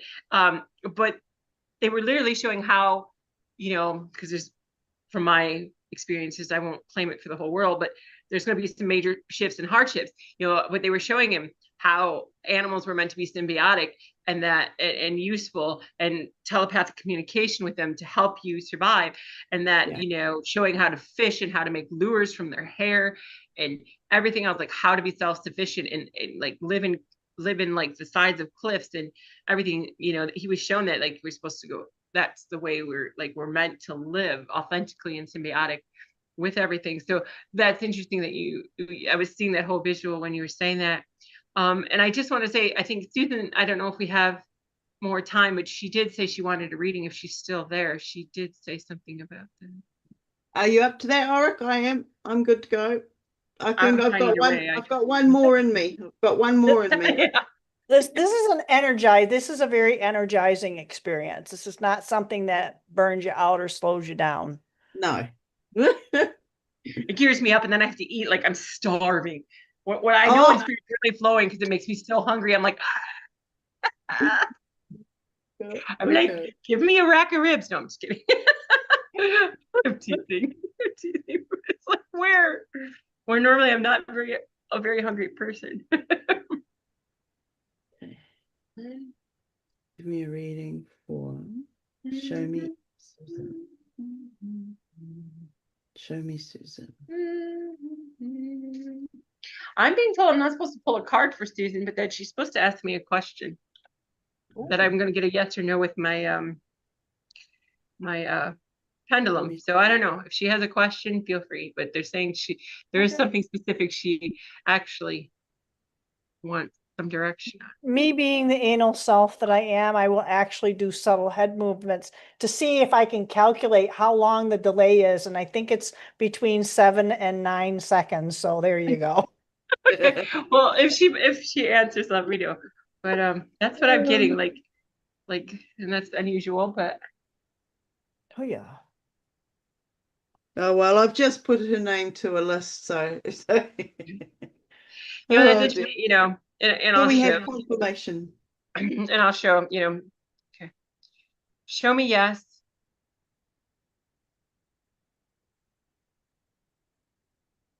Thank you.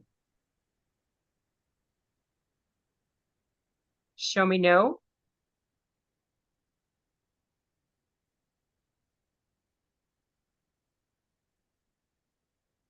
Thank you. I just want to get it ready. Yep. If she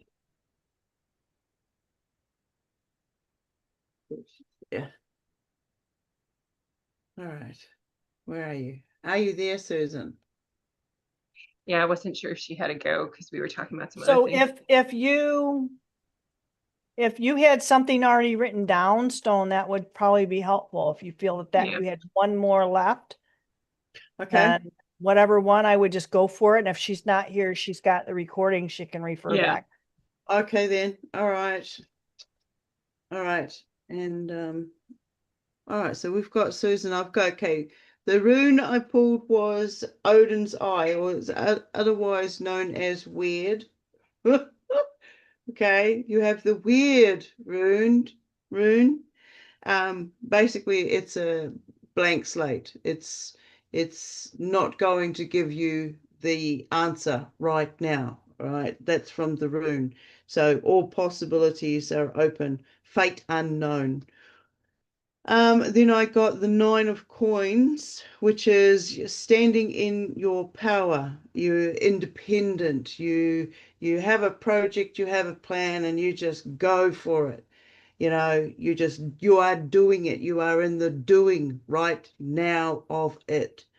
And then in the book I got it is given. So it is given. So that's already a yes.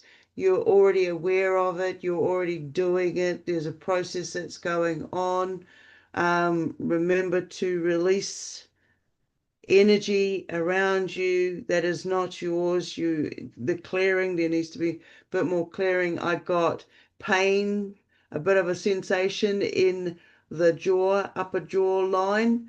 So that's like I think it's you need more sleep. There's a sleep factor. There's the tensing up of it. And then I got truth hidden. Truth hidden beneath the protected illusion. Don't abandon your independence.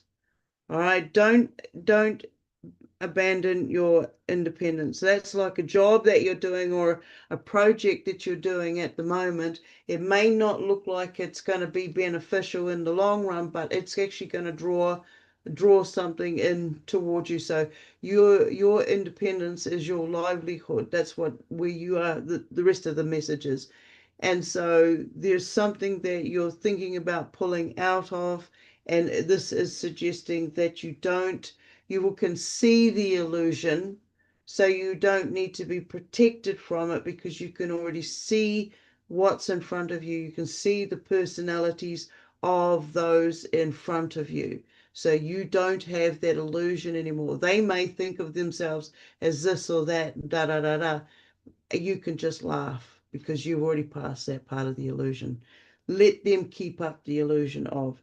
And so, yeah, so don't abandon your independence. So there's something that you're going to do. It has crossed your mind not to do it.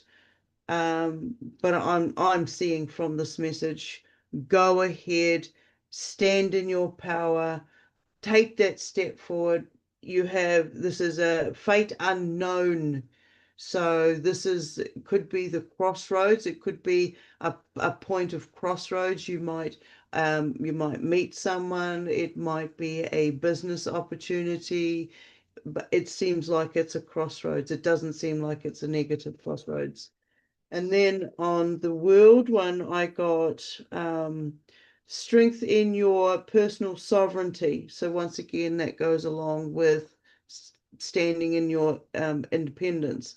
and I got self-sufficiency, spiritual discernment, and energetic protection are key. There's the key again. So so make sure that you do cleanse off the energies that are not yours, and strengthen yourself. Do your protection circles, because whatever it is that you're about to, what the movement that you're doing, it says that you're basically taking an opportunity. So in that opportunity, you're going to come across people that are fake. You'll be able to see through that fake facade, but you also need to protect yourself against the negative influences that those energies will have on you. That's what I'm seeing. I hope that helps. Okay, she hasn't popped in or back Yeah. with a response. Did you want to ask again if she had to ask a question, or have you had something else come in? Yeah, well, they said there's an activation card for her as well, like specifically. And that can be left for her, but she does have a question. She can always reach out to me. Is that Yeah. the Susan I know? Yeah. She can Yes. always reach out to me for that answer to that question. I'm happy to give her that. So I'm just gonna let me just do a quick thing here. Envisioning her beautiful face. Okay, here we go. Oh wow, she has the Emerald Tablet activation. Oh my gosh. It does not surprise me. Cosmic ordering, divine alchemy, conscious manifesting. That totally embraces all that she is. And look at that energy right there. So this is, there's a lot more to it. And I mean, as Yes, far as there is. what they have, even in the book, but I just want to let you know that, and this is really interesting too. You see how this light is wrapping around this. Now, I've actually seen this in session, where like the Christ light, I call it, from my first death experience. It's like a white with like a gold tinge on the edge, wrap around and through the chakras, like almost up the spine like that. So that really speaks to me, and they're drawing my attention to that. So for that, that just means like stepping into, here we go, that wholeness again. You know how things have a common thing, and everybody that shows up has something, like it's all together. And it almost, and they're calling me to the attention to this, like it's almost like a, to me, it's like a Stargate or a wheel.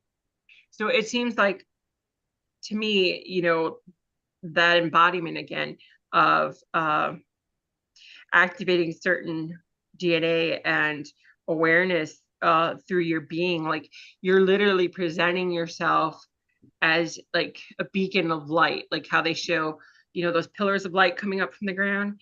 That's kind of what it shows for me. Like as far as your author. Oh wow, Stone. Yeah, it's very similar on the bottom there. Yeah. I love these synchronicities. For those that can't see, Stone put it in our personal chat that she had literally drawn these same symbols. So yeah. So that is definitely for you, Susan, and I would look further into that. But my understanding is like you're becoming one completely with all the levels of your light bodies as well. So Can you hold that card? Can you hold that card up again? Because I saw a journey. I saw a journey. Okay, hold on. Let me. Like at the bottom there is the design. Okay, there's a being standing inside of a portal. Yeah, that's why right? they got this term Stargate for that reason. Yeah, they were saying Stargate. Oh yeah. Yeah, no, I can see her, so this is like, I see this as an advancement for her, for you, Susan. I shouldn't be talking on the third part, but I feel like this coincides with the journey that she's undertaking at this present time. Oh, very interesting. About Yeah, I to don't take know. a journey. So it could be very uplifting for her to be there. So that's pretty awesome. That's pretty awesome. Wow. Wow. Okay. Yeah, because then they were like, oh, do this one. It'll give her the same, you know, like an answer in the same place, because I was not getting anything. And that was kind of my first instinct, but then I'm like, well, why that? And they're like, well, just let her ask. But since she was not here, but I'm being called to check something. It's right here, so just bear with me. Yeah. I was actually trying to find that. I mean, I showed it to Stone the other day. I think it was a little bit a while ago that I had that picture I had drawn. It was on a paper towel. I was like, oh wow, I don't know why I'm keeping this. I drew this out. I'm just chucking it in there, and I was like, oh my God. When she showed me that, I was like, what? And it was it had a lot of the same dynamics. It was a lot more simple. So I think Stone has a lot more detail to it because there's more meditation on it. I think I drew that out a couple of 3 years ago. Yeah. Wow. It was You know, a it was while interesting. ago.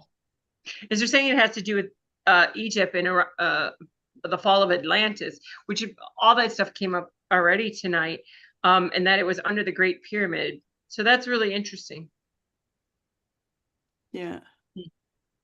Yeah, it's thought to have been the priest king of Atlantis, and Thoth is mentioned in this as well. So that's weird. It's all intertwined because a lot of these cards have nothing to do with Thoth. So it's interesting that we're still getting that type of energy.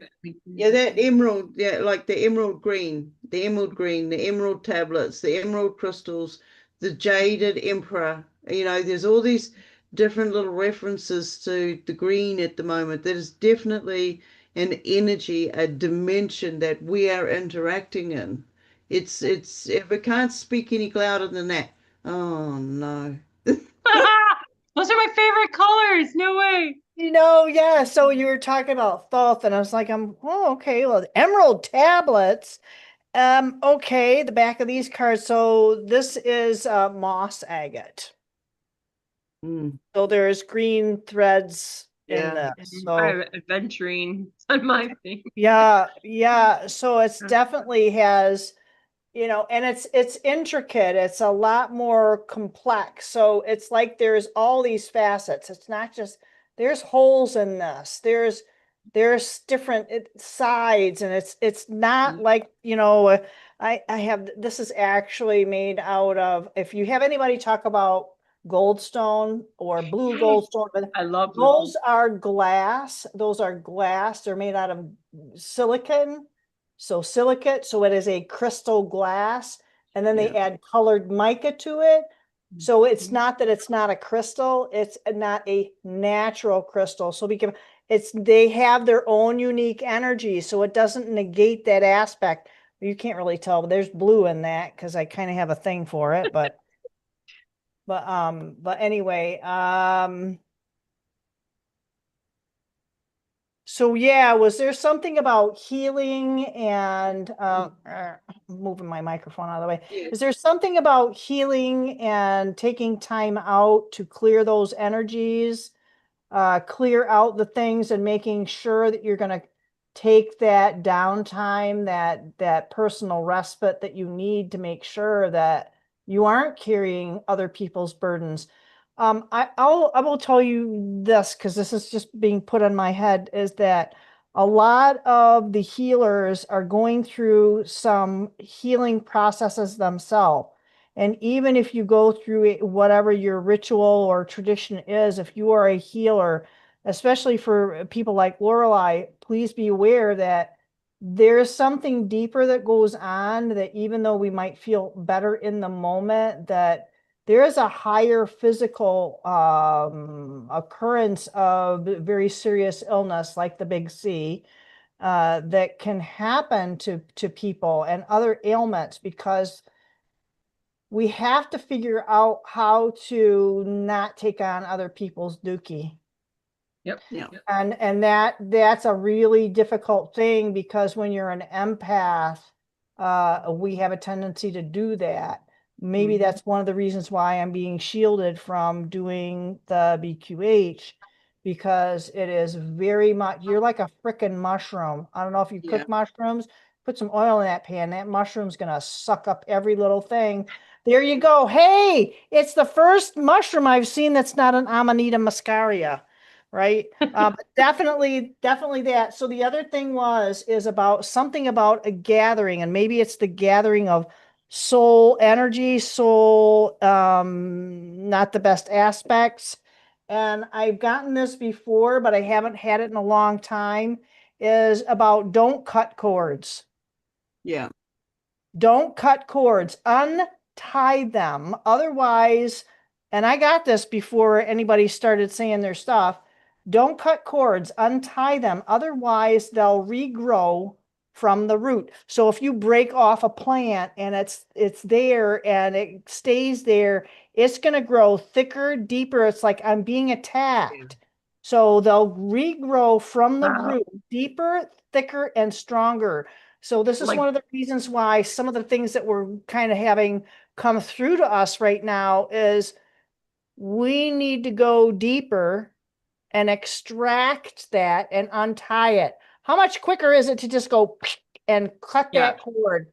How much longer does it take for you to figure out the knot and let it go? Because that's the second part. Let it go. Once you untie it, unfurl it. You have to let it go because it's wrapped around you. It's wrapped into you. It could be, depending on what it is and where it's at. It could be very deep. It could be, you catch it quick because we all have them. And it's an ongoing process, especially when we're exposed, and not in a negative way, but we are supposed to be interacting with each other. And Loreli, Stone, and I are all interacting with each other, and not just with people in the chat, but also with the people that are going to look at this in the future. Yeah. All right. That's what So this is like a really, really incredibly deep aspect of who and what we are, that we have that power to see that. Yeah. When you were What does saying it that, take? yes. What does But it take? Yeah. You were saying your comparison to that root and tying rather than severing, really resonates. And they were showing me the correlation to that and the big C that you were taking, because, the first aspect is always go in, cut it out, or biopsy and let it, which releases it into the whole system, and it roots stronger and harder. So it's really interesting, the analogy, because that's what they were showing me, the analogy of why it's important to untie that. And and that's created mostly from stress and resentment, Yeah. taking on those things. I don't know, but I didn't mean to interrupt, but they No, were you're very fine, because interesting. that fits in really well. Because what does it take? It's an affirmation of what you just gave. Is it that it takes all this patience? It takes a lot of patience. It's a lot quicker and easier to just cut the cord. It's kind of like, if I didn't want to have to cut my grass, I could just put in dirt. But in order for me to do that, I have to go in there and uproot all the grass. I would have to pull all the roots out. I would have to continue to do that because the roots still will come back. Plus, things will get reseeded, whether it's by wind or by bird or by bug. It's all going to get reseeded. So having patience with yourself and being able, it's a maintenance thing. It's not a one and done. It's like when people experience trauma, it's not a one and done. They talk about the whole onion thing. And it's like, you think that you had this event happen to you in the past. Are you telling me that you've not had anything else since that time that's not added layers onto that? And you're going to continue to do that. The healthiest thing to do is, again, untie it, unfurl it, and let it go, and moving forward and learning from it, remembering it. You never, always forgive, never forget. Yeah. Yeah. Never forget. You can fit. All right, you're good. Hey, see ya. Yeah. I think we were talking about this too, Stone, was fool me once, shame on you, fool me twice, shame on me. Most Yeah. people, first time I heard that was on Star Trek. Are you freaking kidding me? Said, Right. and they're like, fool me 3, I'll set you free. I don't know. That's what they gave me when they said, yeah, I don't know. Yeah. That No, wasn't me. It there was is no fooling. No, you're done. You're done and dusted because you're moving on. Mhm. 8 of Cups, you're moving on. You're moving up. And I know this guy is right on the brink. Look at all the treasure. Mhm. Is he leaving the treasure behind him? Because it's a false treasure. And it does take that patience sometimes for us to realize that we have to turn our back on it. Because look at that. She's even got her back on that treasure. Yeah. Mhm. You know, I could have pulled the card up this way, but no, it came up this way.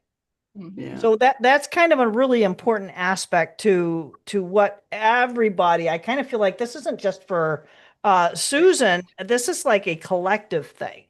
Yeah. This is Yeah. something that's going to benefit all of us. But the frequency, I like the frequency cards because one of the things that with the work that Susan does is about compassion. And these are my frequency cards, and the frequency of compassion supports our ability to stand by others without judgment and be the divine mediator between heaven and earth, spirit, and the matter, so that unconditional love can flow from source through our heart and into the world. And that also, if we aren't able to unfurl those untied things, Yeah. if we aren't able to, right, how many points you got there? 1, 2, 3, 4, 5. 2, 4, 6, right? Yeah, it's 6. Yeah. Yep, that's 6. Yep. So it's like it's like a Merkaba. Yeah. And remember, when you see frequency signatures, these are not two-dimensional, these are multi-dimensional. Yeah. You know, this is not just 3D. It's like 5, 6, and as high as your little bean can count. And it definitely has a tie to the frequency of Gaia, reminds us that are infinitely connected to one another. And I think, Lorelei, you said it's kind of funny that, you know, even though you and a stone have, you know, you get these things at the same time, that's what the, you know, the religion of science tells us is quantum physics. Yeah. That's all that is when something happens here, it instantaneously, there is no time. That's what I say, there is no time. If you're putting out bad thoughts on somebody, dude, stop. Because that's instantaneously affecting not just that other individual, but everybody within that spectrum. The frequency of Gaia reminds us we are infinitely connected to one another, just as we are to the great source and to the universe that birthed us all. Check that puppy out. And what I recommend is anytime that we see these frequency cards, if they have some sacred geometry on them, as you can freeze that, screenshot it. I'm a huge fan of the snippet tool. I will snip it and place it somewhere if I feel like I need to tap into that puppy. I am not shy. And right, so this is like feeling like we can like expect the 33 is not a bad number, okay? 33 is not a bad number. It's a sacred number. It's a master number. The frequency of the miracle supports our belief in ourselves as part of source, and therefore our belief that anything is possible. And belief, you know what belief comes through as? Belief comes through as imagination. If we can imagine it, we sustain it, we attach it to our heart, to our core. That's the miracle, that what we call a miracle. That's called also manifestation, which that was a word that was used a few times earlier. And I know that we had Elsa on the other day, Stone. I almost called you Sean. I don't know why. Must be thinking of my kid. Manifest, M-A-N, man is the physical vessel. And I is time to celebrate self. And that is the festival, the fest, the time to celebrate self. Actually, I is the and. I in a lot of languages is and. Yeah. In Spanish, it's the Y. So when you say, you know, it's E. Okay, that Yeah. might not mean anything to anybody, but manifest to me was saying that the physical vessel and that it is time to celebrate the self. And that's not in selfishness, because No. that's a distortion of manifesting. Mm. Bookie, man, that was cool. But Rose did ask for a reading. Can we do one more, Stone? Are you up for it? One more. I'm up for it, but I'm not sure. How are you doing, Lorelei? I'm doing fine. I just want to make sure she didn't fall asleep again. She said I know, I Rose did fell a lot asleep. of I don't work. know. I just want to make sure, but she can always watch the video back if not. Yep. All right. Fireworks Yep. are just starting to go off here. You can hear all the. We're right in the middle of a bunch of towns, but I know you I probably know, can't. I muted myself. I just muted myself. I got a lot of, well, a couple of neighbors. They're having fun. That's fine. Yeah. Do you guys? Yeah. Oh, well, okay. All right. If you guys Yeah. want to go and watch the fireworks, you can. Oh if you want. no, I was No, just saying. it's just noise. It's too far away from me. Yeah, I've tried. It's too far away. Okay. But All I'm right. gonna draw this card for Rose. So we are looking Oh. at Rose. Show me Oh. Rose. All right. And I'm being called to draw two. This is a quantifier card. So let me just. There she is. Okay. I'm drawing from the dragon deck for Rose. All right, here we go. This is the quantifier card. Came through again. All right. Oh, oops. I accidentally, 1 second here. I accidentally put the whole zoom down for when I was sliding across. I was like, where did everything go? All right. What we got for Rose, and this is such a beautiful card. Dominance. Believing in yourself. Mm-hmm. And that really speaks to me in this sense. If you look, she's almost like a princess sorceress with this and my dragon tends to be this color, so that's wild. But if you notice, it's almost like she's asserting her power, her dominance of harnessing her dragon energy. So that very much comes through for me about you. Because they kept giving me the word before the card even came up was dominion, which means for me, some people dominion, but dominion over your experience, knowing that you have the full control of what path you choose, because they're showing like a fork, but like like the spear, like trident spear, where there's three avenues that you could take, but knowing that the choice is completely yours. Own it and own your abilities, and the path will be clear, is what's coming through for me for this. And that whole thing, like, because it feels like there's been some question of like, are you on the right path? Are you just wasting your energy putting yourself out there, or trying to help the collective, or just being present? And in the market right now, there's so many spiritual people out there, and so many gurus, and so many people making all these claims and stuff, is what they're saying to me. Like, you feel like you're lost in a sea of things of this. But they're saying, own your powers and abilities. Don't be afraid to present them, to flaunt. They're almost saying, I hate to say the word flaunt, but as in, it's okay to say, hey, I'm capable of this, and this is who I am. They're giving you that permission, that this is who you are. Take full ownership. That's what they mean by dominion. Like, it, you have the capabilities, and when dragons come through, and this thing where they're showing wielding the dragon energy, they have their own portals, and knowledge beyond knowledge is ancient. They have been the guardians of these realities since they were a mere thought. So, you have all of that at your beckoning. It's whether you want to wield it, whether you make the choice to wield that knowledge, because knowledge was your quantifier card. Okay, so this is all available to you.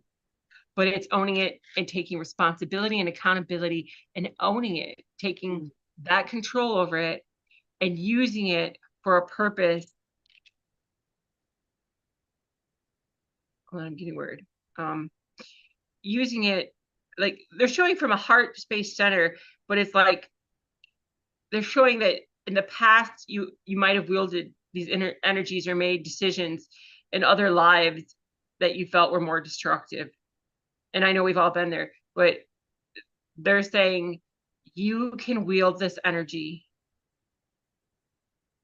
and you can control it. Nothing has to be harmed. And you can embody it fully with the understanding of this is who you are and accepting that reality so that it can manifest at its fullest level of light. Because the more you fight it and create chaos and suffering within you, the more like tainted that energy becomes. Okay, because you're fearing it, you're adding an extra frequency layer to it that doesn't need to be there. So they're saying if you know, that term surrender comes up, but you know, just literally own your okay, it's basically how it comes out, right? Like you know it's there. Stop playing games. Just step into it and do your shit. And I'm just as clear as they want to be. So I know she talks like that, and I guess that's probably why they keep you like that. Also, I'm like, why? So I asked them, why are you talking like that? They're like, that's Rose language. So there you go. I love you, but that's what they're giving me. All right. Yeah. Okay. I got one. All right. So for Rose, I got the Bind rune. And when you were saying, Lorelei, the 3 paths, that was the Bind rune. In the Bind rune, you have the 3 bars that come down and it crisscrosses with all the other runes. So there's the 3 pathways that came up for you in that one. I also got the voice, because the voice would come as the inside of the Bind rune. You've got the diamonds. You've got the diamond boxes that hold the voice. So I've got the 3 paths and the voice. So you've got some options available to you. It's you're finding your voice. All right, so that's that one on the rune at the moment. There's a lot to these runes. The readings that I'm doing are not, they're semi in-depth. Semi in-depth, okay. So the next one I got was the 6 of Swords, which is transition, leaving difficulties behind. Now, the one of the biggest difficulties that came up with the combination of the Bind rune was the mental healing. All right, mental healing came up very prominent for this reading. It's like what Lorelei said. You are aware of your choices. You know your strengths. You know your weaknesses. It's just about you applying it to the right areas of your decision. You know this already. The next one I got is the book. Now, I only usually pick 2 or 3 words, but this is what came out. Together out of the city, right? No, sorry. Together. Yeah, together out of the city. But then I looked at it closer and I got the number 2, get her out of the city. Very clear message there saying get her out of the city. And I underlined each word individually so I could see what it was. So it wasn't just about telling someone else to get out of the city. It got broken down to actually read get her out of the city. So, and then that was a message that came from someone called Benjamin. I don't know if that means anything to you or anything, but the name Benjamin was very prominent when I was doing that one. Then the overall message that I got was renewal, leaving behind what drained you. Okay, you know what drains you, know what drains you. So now you're leaving it behind. It wasn't just a mental, it was a monetary thing too. It was a time aspect as well.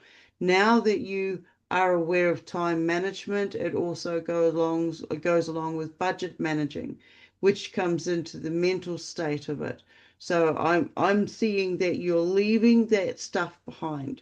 You're stepping into a better version because you have direction now. You're finding that voice. You know you've got options available to you here. And then on this one, it is don't isolate, recognize those on the same wave. So you're going to find a community. You're going to find a community that is of your frequency, of that what you are resonating with at the moment. And this is going to be uplifting to you. But because of all of the other things like the transitions and leaving the difficulties behind and the combination of the paths that are, you're also very safe because of what you've gone through with this mental healing aspect.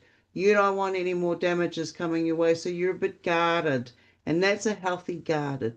Okay, you're healthy in that. You're healthy in your protection. You do your protections a specific way. The message I'm getting here is it's a frequency. It's not the whole word, but I don't need the whole word because you've got the harmonics flowing there. You've got it. It starts off big and then goes smaller, smaller and smaller, but you've got this harmony worked out already. So you're leaving behind stuff that used to drain you, that used to parasite from you, the vampires that showed themselves, and now you're stepping forward into, you're not going to isolate yourself. You're not going to isolate your thoughts. You're going to allow that flow to take place. So and there is nothing on the environment or space outside you at the moment. So this is all to do with your internals, your family, what's connected to you. So I hope that helps for you. Thank you. And Auric, down to yours. I love how, we're all doing totally separate, but the combination is it flows. It carries on within each other. It's I can't find the right words, but you know what I'm saying. It's there. Okay. And yeah, I think flow is a good way to put it, though. It correlates. It's separate, but it's together. Yeah. It's this, and if you really think about it, there's no other way to really make that happen other than realizing that we're all taking everything from the same source. So there's Yeah. your telltale sign. If we're all bringing it in from the source of all, and I'll do that in my weekly readings and all of the zodiac readings. It's the original source, the original thought, because the thought comes before the word. Then it's the original word, and that's what we manifest from, is from that source and the thought and speaking it out. But one of the things that came into my head, I don't know what you were saying. I don't remember anything what Lorelei said either, but I don't know if something has anything to do with I am the builder. Yeah. I don't know if anything has anything to do with what anybody said, but the builder is the one that does the grunt work, the one that is almost not really selfless, but realizes the impact and the importance of the structure, and has the interest, the skill and the knowledge on how to make that structure. Okay, so there were a few cards that came out, and one was the Page of Swords. And I've mentioned, I think, before about the butterflies and the different stages, and this is the chrysalis being left behind, but you're not quite ready to fly with whatever that idea is. It's something that's still maybe in your head about it and how to move forward with it, but there needs to be some, and if you think about it, those wings need to expand. So there's a time of expansion that needs to happen. And it maybe is going to be through communication. It's going to come pretty hot and fast, because look at that road runner is not exactly standing still. Yeah. And it's going to come in from different sources, the different messages. It could be somebody's phone call, a letter, could be an idea, could be, Dang, Skippy, where did that thought come from? But that's a pretty good thing that I had. Yep, there you go. But it is a victorious, and here's my 1111 again. Dang, I'm gonna be loving that, right? So yeah, so this is definitely something that is crossing the threshold to with whatever's going on in your life. It's kind of like I got this, dude. And it's like I don't know if you have a partner or somebody who's standing there with you cheering you on or not, but it's somebody cheering you on. At least one. You're expressing conversation and unblocking and hearing your voice.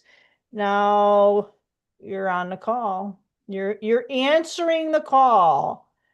You're answering the call. I don't know these cards. I recently got these. So this is definitely an expression of your ability to, you got this. I feel like this goes with this. I feel like she goes with the victory. She goes with the partnership. And you're answering that call and you're stepping through to that threshold. This is an ongoing process. It's not a one and done thing either. Ooh. So this is what I hope I'm hoping this is what you're letting go of. Yeah. Because you're closing off the anxiety, you're closing off all the stuff that you've left behind, right? Yeah, refuse to give in. And the silence within. So it's not necessarily silence, it's about silencing the negativity. And I know earlier we talked about the self-deprecation, and it's not just self-deprecation. Sometimes we play those negative sound loops that other people kind of, feed us. We can put that into a negative sound loop as well. This is an interesting card. All right. A lot of people think that Seven of Swords is a shitey card, but let's admit this is a very strategic card. Yep. Right? It's not, yeah. You're going to accomplish through your thoughts and through your words, your goals hugely successfully, being creative, thinking outside of the box. Not giving up. And that's it though. It's like this dude he's really organized. If you look at the traditional card, they got craps all over the place. And he's like sneaking, right? This guy is like, screw that. I got this under control. I got this. I'm organized. I'm moving forward. I'm like, huh? You got this. Moving on. Wow. Six of Swords. This is like linear. A lot of times I don't get stuff that's linear, but this is very linear because it's so she's got her child with her, I assume, and she is moving on. She got nobody paddling that boat. She's trusting in the origin and the source and her own intuition, and that divine. She is the divine, and she has control over the current of that drives that boat. She is so empowered. It's like I want to stand up and like jump around. All right. I don't know what you guys get from Temperance, but I got what I usually get from this Temperance card. Maybe this is why I watch a lot of really interesting things on different things. I'm just going to put it that way. I like watching how swords are made and knives are made and how different things are done. And Temperance is exactly that. If you watch how they can take whatever type of metal and structure it, and they'll beat the crap out of it. They'll quench it, cut it, reheat it, fold it, quench it, reheat it, reshape it. It's an ongoing process. This is not going to stop, so don't get weary. But that's about temperance, and this is about a tempering. When you temper steel, it aligns the molecules in the metals in a way that makes it stronger. The key is, Ugh. not to overdo it, because if you overdo it, I'm sorry, it'll make you brittle. Yeah. So remember the victory. Remember that self-care aspect of self, of who you are and of yourself. And dang, this was like really strong. I don't know who Rose is, but she's hot stuff. Mm. She I got like it. that. She got it going Yeah, on. I liked your cards. I like to pull out the way you put them. There was one there. Which one was it?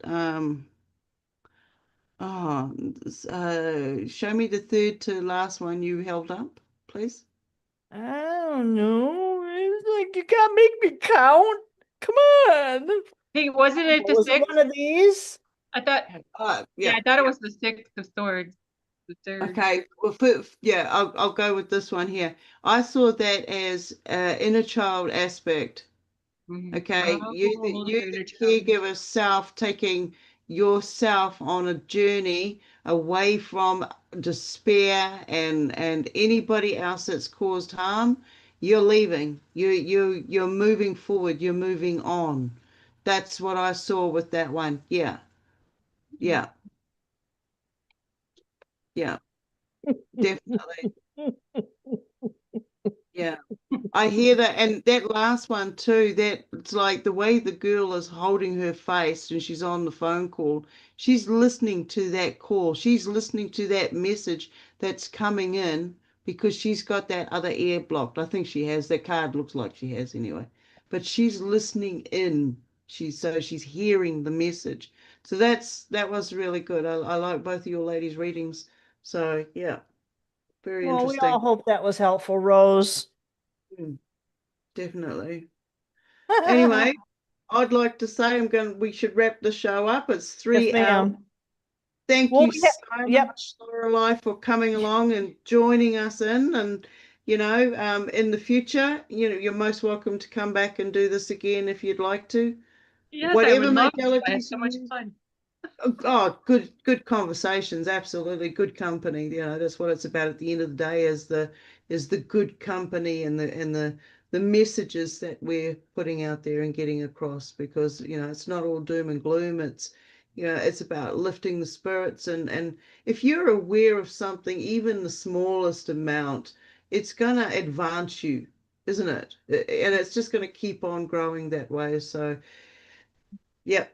I appreciate both of you ladies for being here and everybody else for coming along and joining in.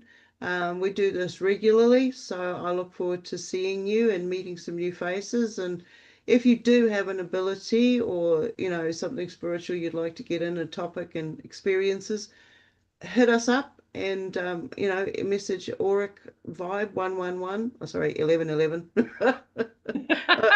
I do that. I don't know why I do that. 1111. Come on, brain. The It's easier brain to is. say 1111 than 1111. Yeah. Yeah, well, you got to remember our emergency number over here is 111. So, Yes, it Oh, is. It makes is. sense. so Yeah. the emergencies kick in there. Yeah. Yeah, So, yeah. yeah, Thank you reach both out for to having us. me. You're most welcome. Have you got any last words you want to share about your group when you have it regularly and how people can get in touch? Oh, okay. Yeah, I have a group. Ours is more consciousness based. It's for anybody who's wanting to expand or share their experiences, and what the human consciousness can experience here. And so it's every Wednesday night at 8 Eastern, 7 Central, I think 5 Pacific time. Every Wednesday, like clockwork, and anyone and everyone is welcome. So I think that's it as far as my platform plug. But I thank you ladies both for having me, and I would ask me anytime. I would love to come back. It's good to flex those muscles and Oh, give yeah. back to the community. So I really appreciate you and what you're doing, and allowing me to have space here tonight. Thank you so much. You're most welcome. Auric. Holy cannoli, we will have all of the contact details listed in the description below once this bad boy allows me to be able to do that.